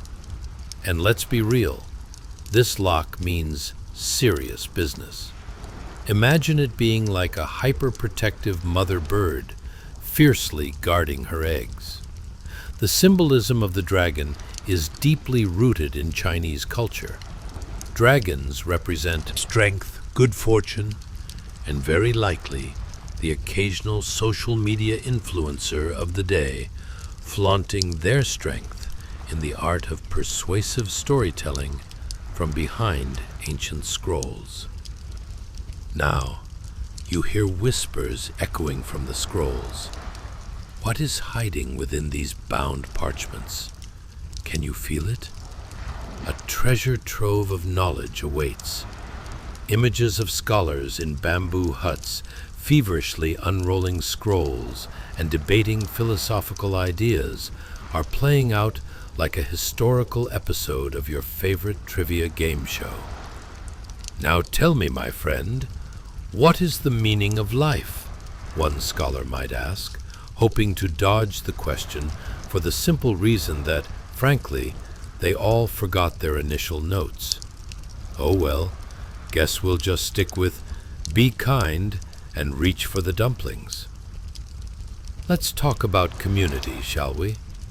This dragon lock not only secured the scrolls, but also represented the knowledge sharing between friends who gathered to learn, like a brunch club without the mimosas, only instead it's all about heated debates on existentialism paired with the occasional post-meal catnap. It's a fascinating social experiment that brings a soft chuckle about how not much has changed. People still gather, still argue, and best believe there are still those who construct elaborate defenses for their multitude of cat-themed scroll collections. Perhaps you catch a glimpse of a scholar passing judgment on the size of your imaginary chest of scrolls. Oh, this tiny treasure trove that cleverly conceals my unfortunate collection of failed poetry.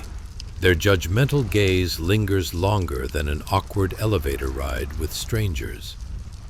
But why would you keep such scrolls hidden? They quip, eyebrows raised in bemusement.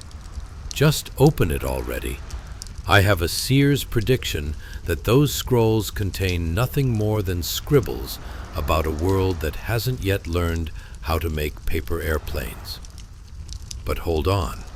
What about the practicality of these carefully crafted scrolls?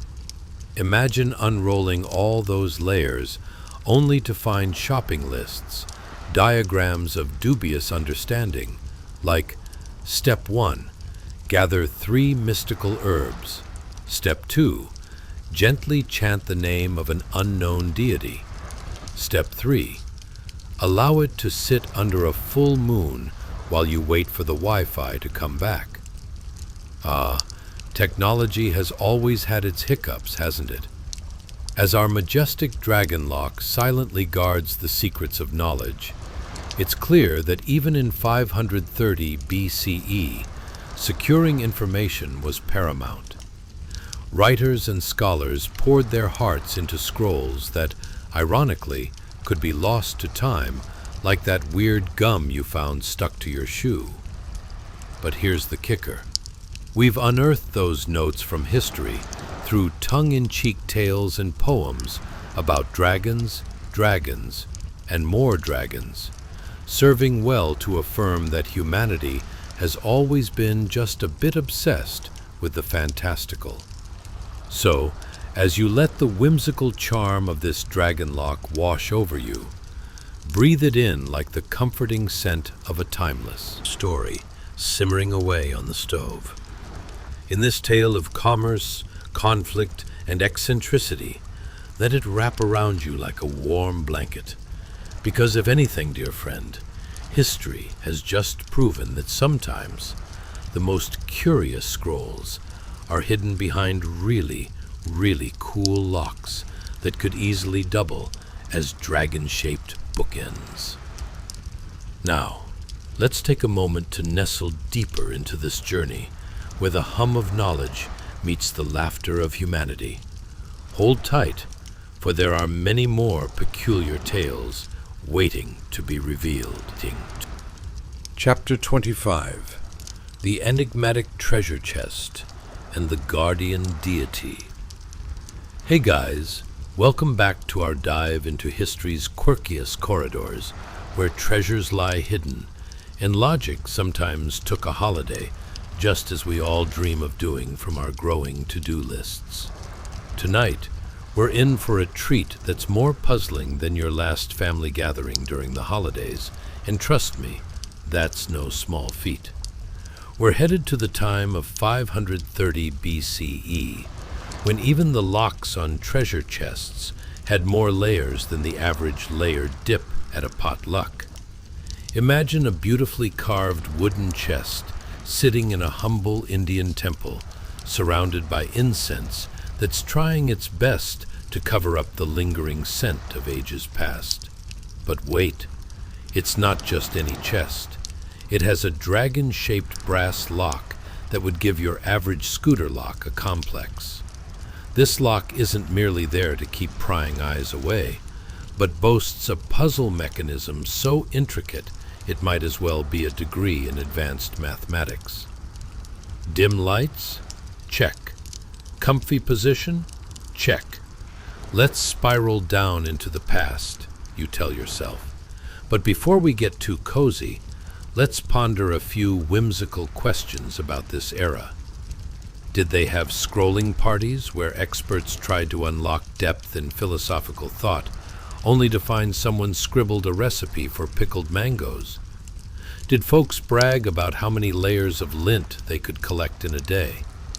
And what was the equivalent of "be right back" when you had to leave in the middle of a profound discussion about the meaning of life, just because the village goat decided to munch on your notes? Congratulations. You've just woken up in the bustling streets of ancient India, amidst artisans and the fragrant aroma of spices.